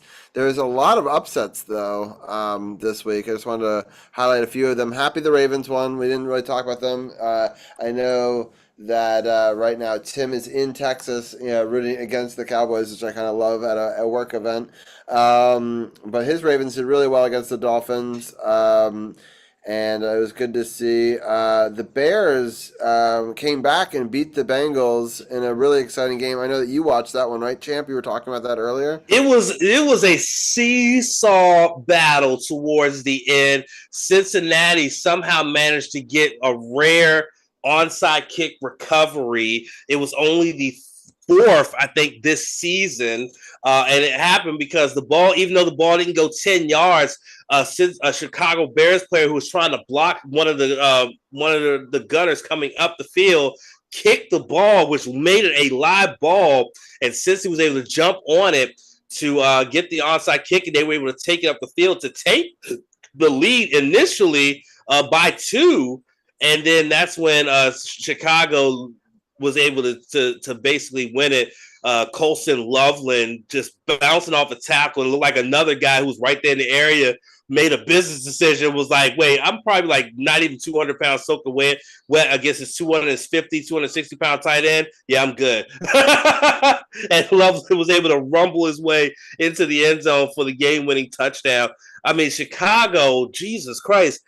This team was so down last year, but Ben Johnson has really injected something into this team. That NFC North is looking scary right now. Yeah, it's interesting because people think the Ravens can make a run down the stretch, and they have opportunity. They've got one of the easier schedules down the stretch, especially for a team that is perpetually at the top of the division, right? But there's a lot of other dangerous teams right in there as well. The Lions, who we face next week, which is going to be brutal, I was so convinced that they were going to beat the Vikings, but they lost at home to Minnesota. What were your thoughts on this one? Yeah, I mean, that was a really J.J. McCarthy was back, and he actually ran in for a touchdown and had a couple of passing touchdowns. Goff played very well. This one was a dogfight that came down to the wire, but man, Minnesota just pulled it out. Minnesota's not dead yet, honestly, and it showed in this game. Yeah. So I'm going to have you talk about 2 games real quick. I'm going to refill my glass. But we got the Chargers beating the Titans, which is to be expected, and yes, the Patriots beating the Falcons 24-23. Talk about both of those real quick, and I'll be right back. So with the Chargers and the Titans, again, I mean, the Titans are just they're not a good team. That's why they ended up having the number 1 overall pick and went and got they didn't have the number 1 overall pick, but they had a top 5 pick, which is why they went and got Cam Ward. But Cam Ward doesn't have a line in front of him to protect him. He's like running all over the place, and so he can't really make plays to show why he was a top 5 pick in this year's draft. And that's why San Diego was able to do what they did. Justin Herbert is still one of the top quarterbacks in the league, and he's still a young man. He hasn't even hit his prime yet, and he's still playing like one of the elite quarterbacks. So the Chargers definitely win it, but it was a lot close. It wasn't as close as the score indicates, but still was a good game for the Chargers. Atlanta, again, they're a team that just burns hot and cold. One week they'll go out there and just put up points and really show up teams, and the next week they just look pedestrian. Though this one was a pretty close game. It kind of came down to the wire for them. Atlanta actually missed. I think they missed an extra point to tie the game, and that's what ended up being the difference in that game was that missed extra point. And Drake May is just continuing to play so well. If he continues to play this way, then there's going to be a lot of people saying Tom who. I doubt that's going to be the thing, but still, I think he's really stepped in and has really become like the best heir apparent to Tom Brady that you could ask for that franchise. So good game, but Atlanta needs to gain some consistency if they're going to be in contention in the NFC. Yeah. I'm going to go through a couple of these games real quick. We got the 49ers and the Giants. San Francisco was able to win. We had the Colts and the Steelers. I thought the Colts were going to win this one, but the Steelers come away with the victory in that one. Champ, did you watch any of that game? Turnovers. You can't turn the ball over 4+ times and expect to win a game. Washington was able to do it against Dallas last season, but Indianapolis, as good as they've been this season, they're not that good to overcome that many turnovers to win a game against a team like the Steelers in Pittsburgh. And so that's what ended up happening there. Daniel Jones started looking like the Daniel Jones of old in this one. Hopefully they're able to bounce back next week, but this was a rough one for them. Yeah. We got the Broncos and the Texans. It was a low-scoring affair, but the Broncos did squeak that one out. Another surprise one, the Panthers are 5-4, Champ, having a much better record than teams I'm convinced are better than them. But they are able to beat the Green Bay Packers, which is like a thing that the Commanders couldn't do, right? You know, if someone told me who's better, the Panthers or Washington, right? You know, it's just the NFL is such an interesting league. But can you explain this one to me? How did the Panthers go into Lambeau Field and get their 5th win of the season? Well, first off, prayers up to Tucker Kraft, their star rookie tight end. Well, not rookie tight end. I think he's in his 2nd year. They drafted him high last year, and he went down with a torn ACL, and his season's done. So prayers up to him. But one of the reasons was Jordan Love didn't throw a single touchdown pass, and I think that when Jordan Love is not on his game, then you're going to have games like this.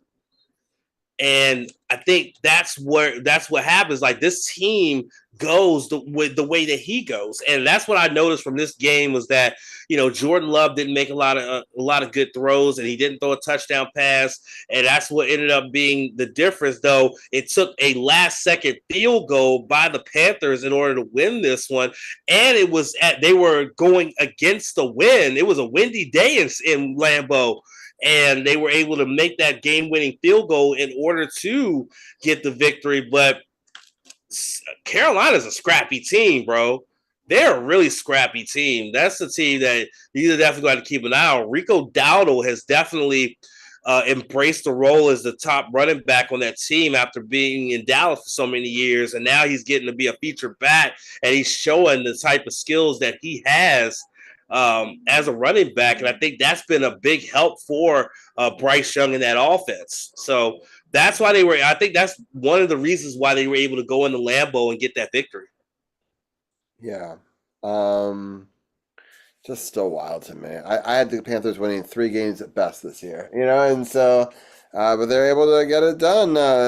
And then we got the Jaguars Raiders. This game was super crazy. You know, I had the Jaguars being much better than the Raiders, but you never know. And the Raiders made an interesting decision in the end that cost them, Champ.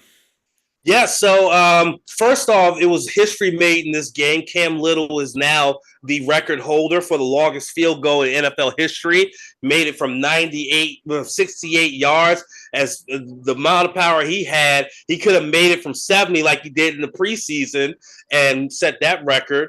But that was one. Oh, a fumble recovered by Arizona. Love to see it. Oh, get fucked, Dallas. Nice. Oh, yeah, it's out. It's out before his knee came, for any part of his body was down. So, yeah, that's a fumble. Anyway, so that was history right there. And then they go to overtime. And then once they're in overtime, Jaguars get the ball to start the overtime period, and they chew up a lot of that 10-minute clock. I mean, they chewed up a lot of clock before they scored the touchdown on the sneak by Trevor Lawrence, and made the extra point to make it a 30-23 ball game. And then Vegas was able to bring it down the field really quickly, and they were able to score a touchdown. But then they tried the 2-point conversion, because they knew that if they make the 2-point conversion, the game is over. But unfortunately, Geno Smith, who's not a tall quarterback, trying to throw a ball, but one of the big linemen had his paws up and knocked it down to end the game. So It was a calculated try, and with only seconds left in the game, you had to take that chance and go for the 2-point conversion because you only had seconds left. You give the ball back to Jacksonville with a tie. They may get down the field for a field goal, and with Cam Little being able to make it from 70, they didn't have to go very far from to be able to get in his field goal range. So they had to take a chance, and unfortunately, that chance didn't work out.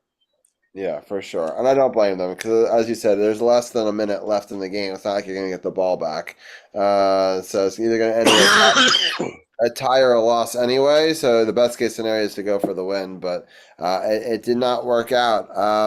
We got the Rams and the Saints. The Rams crushed the Saints 34-10. The surprise. Bills beat the Chiefs once again in the This always happens. The Bills always beat the Chiefs in the regular season, and then it doesn't matter in the postseason. So we'll see how that trend continues. Josh Allen also making history in this one, will continue to make history. This was his 41st game with a rushing and passing touchdown in his career. That's now the all-time record that was formerly held by Cam Newton. So Josh Allen is now one of the elites in terms of a dual threat quarterback. Wow, that's crazy.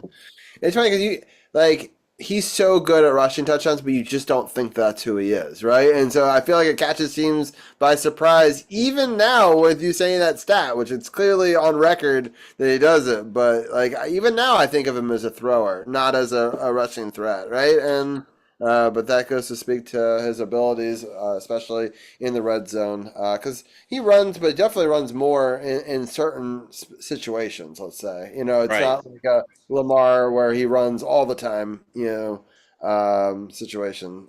So and then we don't need to talk about this Commanders Seahawks game anymore, but we can continue to talk about the Cardinals and Cowboys, who are still up on in that with not very much time, less than 4 minutes remaining. Or how much time do you got? Yeah, it's less than 4 to go, and Mercado just got down inbounds with the clock, so that the clock can continue to run.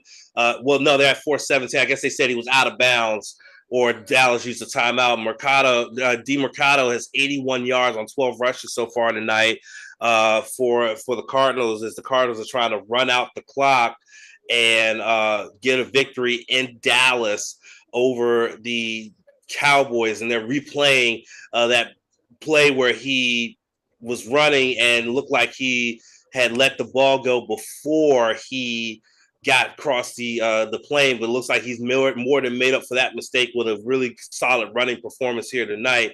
Dallas did take a timeout, and now DeMarcado runs down off the right guard and gets a couple of yards, and Dallas is like they're going to use their final timeout with 4:10 to go here in the fourth quarter, and it's a 2nd down and 8. Marvin Harrison Jr. has actually been pretty good as well. So, yeah. So taking a look at the standings as it is, I'm coming for you, Benson. He's got 920 points. I'm right behind him now. I've shortened that lead now to 9-10. So we got 3 people that are over 90 wins so far on the season. I've gotten 91 picks correct, and so has my father-in-law, Tommy, and then Benson's got 92. So that's the top 3 right there. Hurt's right behind there. Big shout out to Big Hurt, doing big things as he does. He's going to be on this new weight loss show. It's been finally announced. So I'm hoping to get him back on the show at some point to talk about, being on that TV show. I don't think his episode has aired yet. But I'm happy that he can start to announce stuff. His YouTube channel is back. I'm trying to remember if I made a command that had a... Yeah, I think so. Yeah, perfect. Yeah. The Hurt command, you got Life versus Lymphedema. You can always check him out on Hurt's House on Facebook and the True Radio Network. And he definitely gave us the big start. So I want to give a shout out to him and that as well, since this is his competition. So it's all pretty close up there. My friend Pete, my best man in my wedding, right there at 890, and Sith right there at 880 as well. And so it's funny because I for a while wasn't sure, but this is a rune, by the way. If people didn't know, F-22 Eagles. which is his ESPN name, which is hilarious. But anyway, and then Champ at 8:30 as well. So it's been a fun season so far. I'm going to take a quick look and make very fast picks, and then I'll let Champ pick maybe one or two games he wants to talk about, and then we'll talk a little baseball and then get out of here. All right, I'm gonna pick the Broncos over the Raiders. I'm gonna pick the Colts over the Falcons in a bounce back game. I'm gonna pick the Bears at home versus the Giants. I'm going to pick the Bills over the Dolphins. I'm going to pick the Ravens to continue in their hot streak in Minnesota. We've got the Browns over the Jets in battle of two teams who have combined 3 wins. And then we got Tampa Bay versus the Patriots. This is a great game, the Tom Brady Bowl, right? We got a 6-2 versus a 7-2 team. I'm going to go with Tampa at home, but I'll be looking at some stuff before that game. We got the Saints and the Panthers. The Panthers are going to get another win here. This is wild. And then we got the Texans and the Jaguars. I'm going to go with the Jaguars, but with the rivalry game, you can't count them out. Cardinals, Seahawks, another rivalry game. The Seahawks look pretty good. I'm going to pick them at home, even though the Cardinals have done well against Dallas here, but on the short week, I think it favors the Seahawks, especially the 12th man out there. We got 49ers, Rams, always a tough matchup. Both teams have 6 wins, and I'm going to, what was a tough one? Sit down, Dak, you son of a bitch. So Arizona turned the ball over on downs. They went for it on 4th down to keep the ball the clock running. Dallas on their very first play of the ensuing drive, and Calais Campbell gets in there along with the rest of that D-line and sacked Dak Prescott. And they have no more timeouts, right? Nope. Dak's going for it all. And he tried for CeeDee Lamb and way overthrew him. Now it's a 2-minute warning at 3rd and 19 for Dallas coming out of the 2-minute warning. So it's looking, I'm not going to say it's over, but you never know. Yeah. We got Rams 49ers. This one's so tough for me. I think the Rams are better than the 49ers, but the 49ers are at home. I don't know. I pick the Rams. I'm picking the 49ers because CMC is still a freaking game changer, dog. All right. I'll pick 49ers for now. I don't know. I think I'm going to go back and forth that one. I'm definitely going to pick the Lions against us. And then we've got Steelers, Chargers. Battle of two teams combined 11 wins so far. I'm going to go with the Chargers at home. That'll be the night game on NBC.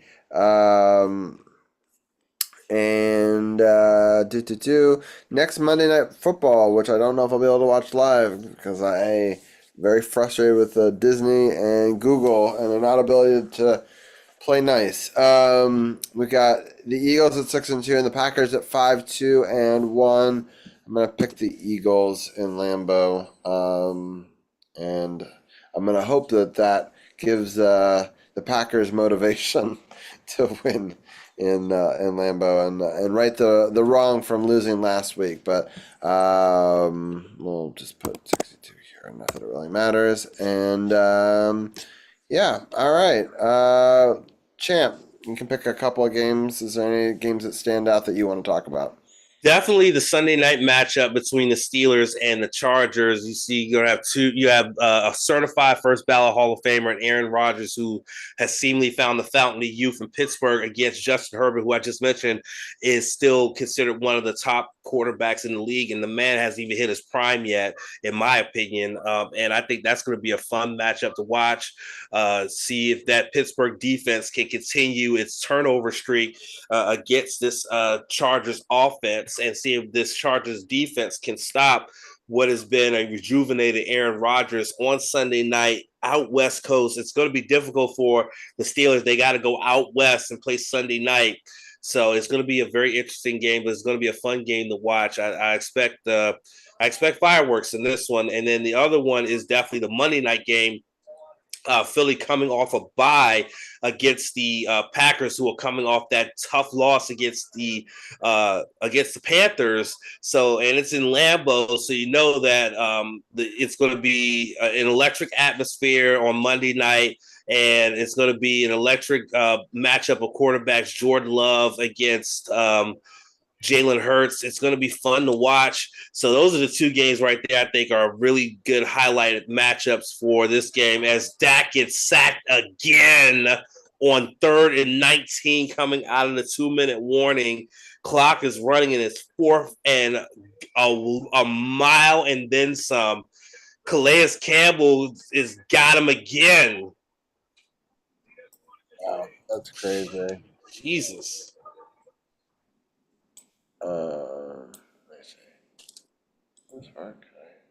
Snap, Dak back to throw, rolling. He's got to go for it all because it's 3rd, and it is picked off. Ball game. Nice. Dak has been picked off by Burke, and the Arizona Cardinals are going to come into Dallas and get the victory over the Cowboys on Monday Night Football to snap their 5-game losing streak. Wow, that's crazy. I was trying to get this to transport over here, but it's not working. Anyway, I was gonna do like a sad Blue Jays icon. I was gonna post, but I can't seem to get it into OBS. I cannot wait to talk about this World Series. Holy I know. That's what I was trying to set up for the next segment, but I was like, it wasn't working. So anyway, I'm gonna quit with that. All right. Is there any other games you want to talk about for next week? I mean, what are your thoughts about the Lions game? Do you have any thoughts going into that one for us, at least? The offense has definitely got to get going again. You're not going to have Terry, but you're going to have Debo. The run game's got to get going. Seth mentioned earlier, only 154 total yards rushing as a team. That's got to improve. They got to get Krosky Merritt going early. You have Rodriguez and you have Jeremy McNichols, so you definitely have to get those guys going in the run game to get to keep Detroit honest, and then allow for Marcus Mariota to be able to go out there and to carve up this team in the air, because I don't know if their secondary is going to be as good and whatnot. And I think on the defensive side, they definitely they got to get pressure on Goff. And they got to slow down the run game. They have that two-headed monster with Jahmyr Gibbs and David Montgomery. So if you slow them down, make them one-dimensional, then Sam Still and Amos and Quan Martin and all of them can really eat out there in the secondary. And I think you can do something with it. I'm optimistic that they go 2-0. I'm going to pick Washington to get a bounce-back win. But if they can't get going offensively, then it's going to be a tough one for them. Yeah. Just such a. I hope that we find a way to win, and I just feel like they want a rematch after everything that happened last year. It's gonna be hard for us for sure, and but we'll see, and hopefully I'm wrong, because that win could catapult the rest of the season if we could somehow make the Lions, like, the win in the playoffs, stand up and beat them again. It could definitely be a difference maker for sure. All right, any final games, or should we switch to talking base? Jacoby Brissett finished this game 21-31, 269 yards, 2 passing touchdowns, and a rushing touchdown in this game. So Jacoby Brissett showing up on the big stage, man. Monday night against the Cowboys in Jerry World. What a performance by Brissett. That's awesome. Any other games you want to talk about for this upcoming? Nah, I think this week is going to be very interesting. You have some very unique matches. You also have some division matchups as well to talk about, to look at. So this will be an interesting week to say the very least. And then again, Washington play in the late afternoon window and not the early afternoon window, despite being here on the East Coast at home. Yeah. Yeah, hopefully I'll be able to watch this one live. I haven't been able to watch a whole lot of games. I started to watch that game. I couldn't do it. And I feel bad because I love watching the team, but it was just watching all those turnovers and just immediately touchdown, just defense going through them like Swiss cheese. And you can't spot a team 28 points. You're just not going to win a lot of those games. And so I credit to all the people that stuck with it and watched more of that game. And, like me. And all the people that support the team through thick and thin. It's difficult. It's I want to be able to root for them, but for me, they have to be like fighting in the game. I can't see spotting a team, especially like the Lions. You can't do that next week. There's just no opportunity there for sure.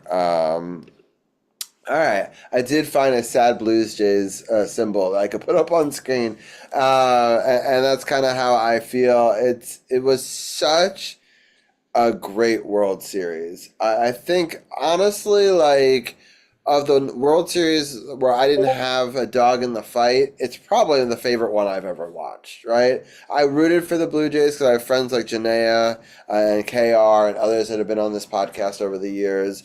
And ever since they beat the Yankees, for me, I was like, I was going to root for them. And, man, they had so many opportunities in that long game. So last week when we went off air, boy, did I just happy we made that business decision to end when the Commanders game was over and not when the baseball game was over, Champ. Because there was a thought, I was like, oh, we'll just cover the baseball game for a little bit.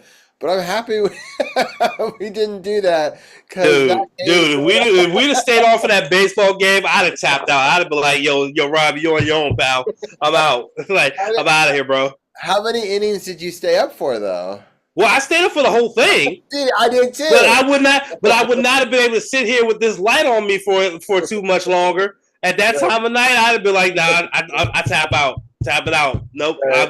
I'll go watch it in my bed. Right. Yeah, it was. I definitely passed out on this couch after it finally ended. But man, and then I thought they were going to gain so much momentum from that, and then to come back and win that next game, get 2 home runs right off the bat, and stick it to them. And I was wondering that because you have your star hitter that's also the pitcher the next night, right? It's a dangerous, proposition to make, and. They were able to come back, get a win, then get another win. And all they had to do is win 1 home game. And then they lost the first home game. And then that Game 7 is one of the greatest Game 7s I've ever watched. I had a little bit of everything.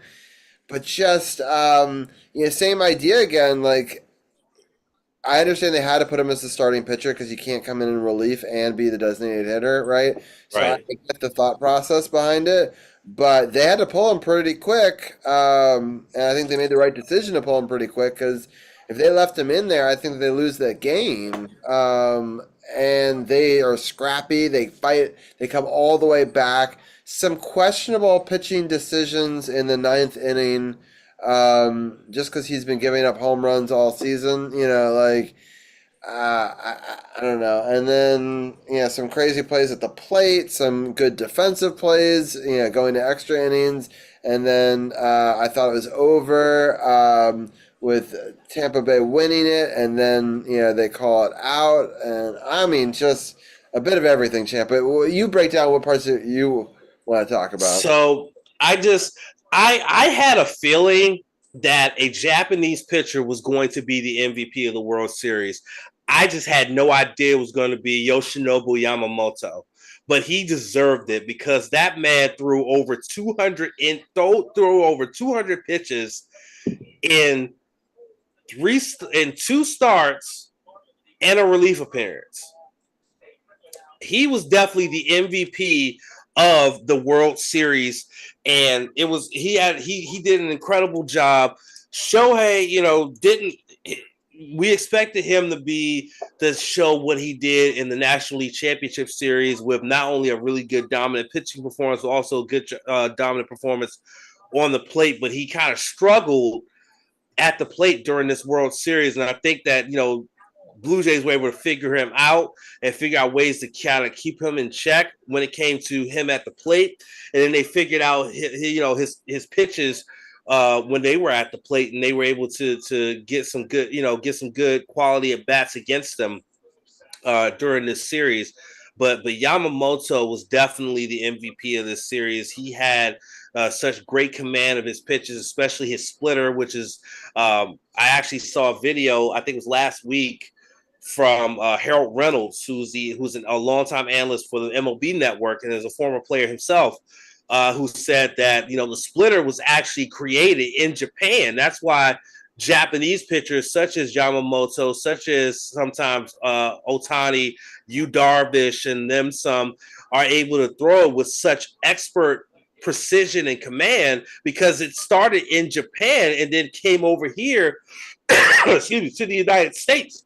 And the splitter is one of the most difficult pitches to get command of, because you have to have your pointer and your middle finger so split apart on the ball and get the right release and get the right spin motion on it to be able to get it to look like it's right where you want it to be before it suddenly just drops off from the view of the batter and they're swinging over the top of it looking foolish. And Yamamoto's splitter is one of the best splitters in the game, and it showed in this series, along with some of his other pitches. He had a good breaking ball, good curveball, really solid fastball in the upper 90s. And so that was one of the key things. But the big thing about this series was the bullpens. And as you can see, the fact that 2 games out of the 7 games that they had in the World Series with the extras, it showed whose bullpen was the strongest out of these 2 teams. And it showed that the Dodgers bullpen was a lot better because of the fact that it was the final series of the year. You throw everything out there. And when you have someone like Yamamoto, who's a starter, you have Clayton Kershaw, who was warming up. If that game had gone past the 11th inning, you would have gotten a Clayton Kershaw appearance. And I think that he would have went out there and shut them down. So that was the main key there, was the bullpen. And Dodgers bullpen just had the slight advantage over the Blue Jays bullpen in this series, especially in those extra inning games and stuff like that.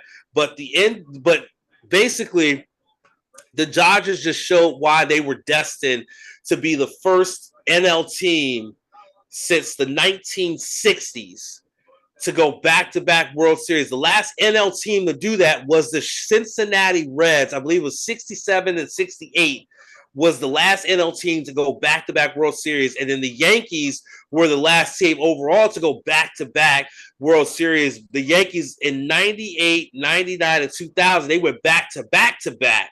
And I remember that because I was the Orioles fan at the time and I hated it. But I also remember it. And one quick scoring update just saw come across that I thought was kind of cool is Vancouver was able to beat the Predators with 2 seconds left in overtime. Oh, wow. Yeah, so I thought that was kind of exciting. But yeah, it's just what an incredible pitching performance. The most amount of innings in a World Series in history. Shows how close it was between these 2 teams. There were so many opportunities for the Blue Jays to win this thing, and that's why my heart breaks for those Canadian fans. Like this is gonna. My heart breaks for Vladdy, because Vladdy went out there and fought. He made some great defensive plays in this series, including in that Game 7. And my heart breaks for him because he is, he has such passion and for the game, and I would have loved for Vladdy to have won that, and then for him to go up to the post game with Big Papi and go up and be like, "Duh, Dodgers lose." I would have loved that, but I like this more for Clayton Kershaw, because Kershaw's had such a great career. He spent his entire career with the Dodgers, won a couple Cy Youngs, and now goes out as a back-to-back World Series champion. Actually has 3 World Series rings now because they did win it back in 2020 during the COVID year. And so now he gets to retire as not only a Cy Young Award winner, but also a 3-time World Series winner. And I'm telling you, he is a certified first ballot Hall of Famer because he had such a great career, and I like that for him. And now it looks like the Dodgers are going to definitely have a target on their back when the season starts next year. Now that they've won back-to-back, the expectations are going to be, can they do what the Yankees did at the tail end of the 1990s to into 2000 and go for a three-peat? That's going to be the expectation, and depending on the moves that they make in the offseason, if they lose pieces, if they gain pieces, they're going to be a favorite to potentially three-peat. Yeah, it's interesting because like the whole conversation around him changes with him being able to go out with back-to-back championships. I remember earlier on his career, he was thought as somebody who choked a lot in the playoffs. I mean, think about against the Nationals, right? He was a big reason why the Nationals ended up winning that series because he did not pitch very well. By the way, that Game 7 between the Dodgers and the Blue Jays came one day after the 6-year anniversary of the Nationals winning their lone World Series in 7 games against the Astros back in 2019. Yep. So yeah, it's I'm excited for them. I have some friends that are for Dodgers, fans and stuff like that. I just wanted an underdog story, and I just wanted the Blue Jays. Just reminded me so much of the Nationals from that team, and I really wanted it for Max to go out a champion. I just thought it'd been so cool if the Mets had an opportunity to have him, and then that all fell apart, and then he would go on to win it with somebody else. That would be, I don't know. For me, that would have been great, but. Yeah, it was a great World Series either way, and I'm definitely happy that I watched it because I know some years I don't turn it on, right? And I just Same. we talked about it last week, and it was definitely a great week for baseball, and I think that baseball needed something like that to remind people about what is great about this sport, and so I needed the reminder too. So I'm And happy. then on top of that, like baseball is not going to be gone very long because come March, it is the return of the World Baseball Classic. It comes back every 3 years, and it's coming back in 2026. So you're going to get your fix of baseball a lot earlier. You don't have to wait for spring training or anything like that because the best in the world are going to be converging to face off for ultimate supremacy in the world of baseball. So I can't wait for that. I might be watching that in March. Yeah, so that'll be good. That'll be during our spring, which will be the end of season 10. We'll be covering that, and then we'll have a couple of weeks off, but we'll definitely recap it as we go in. Does that mean that it's a delayed start to the season, or is it all over by April? I don't know how. I think it is over by April. I'm not sure. I'm pretty sure they'll put out the schedule sometime in December or January, and we'll know what the schedule's looking like. But I think I don't know if it's going to delay the start of the season. I'm not sure. I have to look that out. Yeah. All right. Well, I think that we've covered it all. Oh, I guess we didn't cover the Wizards, but they didn't get any wins. Oh, welcome on in, Cliff. Thanks for lurking and listening. I saw you were streaming earlier today. Yeah, Wizards didn't get any wins, including tonight. They lost to the Knicks in MSG. They did have a lead at one point during the game. They had a couple times they had the lead, but basically fell in the second half to the Knicks, and it's looking like this the same old Wizards that we're used to seeing. That's what we're getting. That sounds about right. All right. Well, with that, let's let people know what's happening on the No Spots podcast this week. Oh, yes. Again, 307 is already up right now on Spotify, Amazon Music, and Apple Podcasts. 308 will be recording on Sunday. And as Sith said, because we don't have any premium live events or pay-per-views to recap or to preview, we are going to have an open third segment. So I'm pretty sure it's going to be so we're going to do a retro rewind of the very first Monday Night Raw from 1993. It is currently up now in the archives on Netflix. So I'm going to take some time this week to go back and watch it. And then we're going to do a retro rewind of that. And then we're also going to talk about all the fallout from this week with Raw, which we already got to talk about a little bit earlier with what happened in the main event and things like that. We'll also talk about NXT. They're still coming off the fallout from Halloween Havoc. AEW, they got Full Gear coming up pretty soon. So they got that going on. So we're going to be talking about Dynamite. And we're going to be talking about SmackDown, and we're going to be talking about Collision. TNA typically after their big events, they tend to do like a day where they take 3 weeks of content, but they didn't do that after Bound for Glory. So they're doing a lot of introspective shows. So we're not going to be reviewing those, but hopefully next week they'll be back to having actual, original content and matches to talk about as they get ready for their first pay-per-view of 2026, which is Genesis. So we'll be looking at that next week after 307 or 308, I should say. But that's what's coming up with No Spots as well. Plus, just a programming note, the World Tag League is getting ready to begin in a couple of weeks. We typically do the podcast to cover those tournaments on a Thursday, but my co-host who normally follows New Japan works on Thursdays until about 8:30. So that we're going to be doing those podcasts on Tuesdays while we cover World Tag League.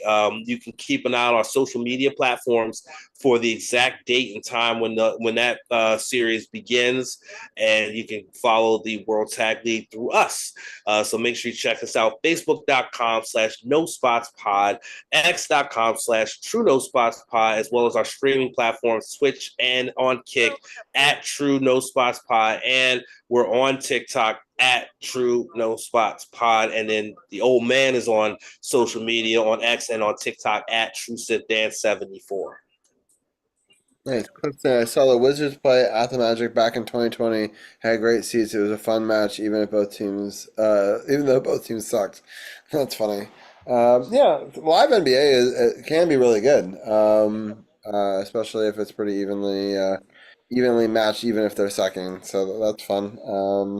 You definitely everyone go check out Cliff. He's a good friend of the show. Yeah, it's been a fun show. I'm rewatching some of the beginning parts of Raw right now. And next week will be a fun show too. We'll talk about Raw. We'll have our hockey team back on. Hopefully get some wins. Hopefully find a way to beat the Lions. Wizards, maybe we'll get a win sometime in there as well. Cliff said, and I just went to my first Heat match. Heat versus my old state, the Hornets. Got to see the old ball. That's funny. So yeah, it's should be a good show next week. Next week will be episode 390, champ, and we'll start in earnest the countdown to 400. I'm looking forward to that. I was talking about it earlier. The last 2 weeks of November, we'll have live hockey in the third period to start the show. So that'll be fun to break that down, including we'll have Janaea back on the 17th. And it was really great to see all the team back again, to have Anna back, C4, obviously, and Gil are great as always.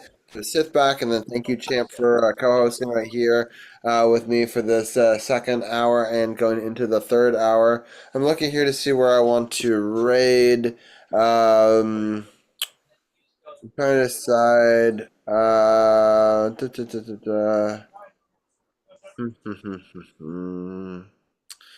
don't know. We've got a couple of different options here. Thinking about maybe rating a Pokemon stream, just because I like the new Pokemon game. Let's see here. I don't know. I'm also kind of. What do you think we should rate or not? What are your feelings, Champ? I mean, either way. Whatever you're feeling, bro. Yeah. Okay. Well, this guy I haven't gone to many times, but he seems pretty cool. He's live streaming the new Pokemon game, which I love. I know Cliffy likes Pokemon as well in chat. So let me just do a shout out to him as well. Let me do a raid to Wafer. It's going to do a tailored call, and so he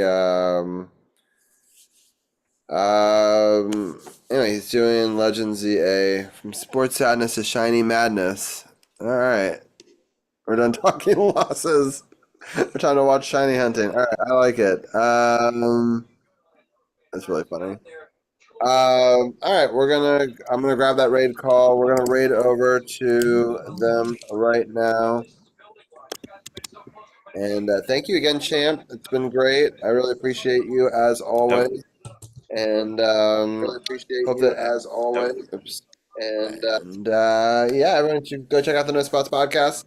Also, go check out the Power Play Point podcast. Gil and Anna were on earlier. Also, check out the latest Janaea Talks Caps. Gil was also on that as well. So lots of other podcasting listening to do. We'll be back again, episode 390 next week. We'll have Caps Talk in the first hour. We'll talk a little bit of NFL. And we got a really exciting Raw matchup next week. I'm going to start promoting Raw more and less of the Monday Night Football until we figure all that out. But I'm excited because I will break that down.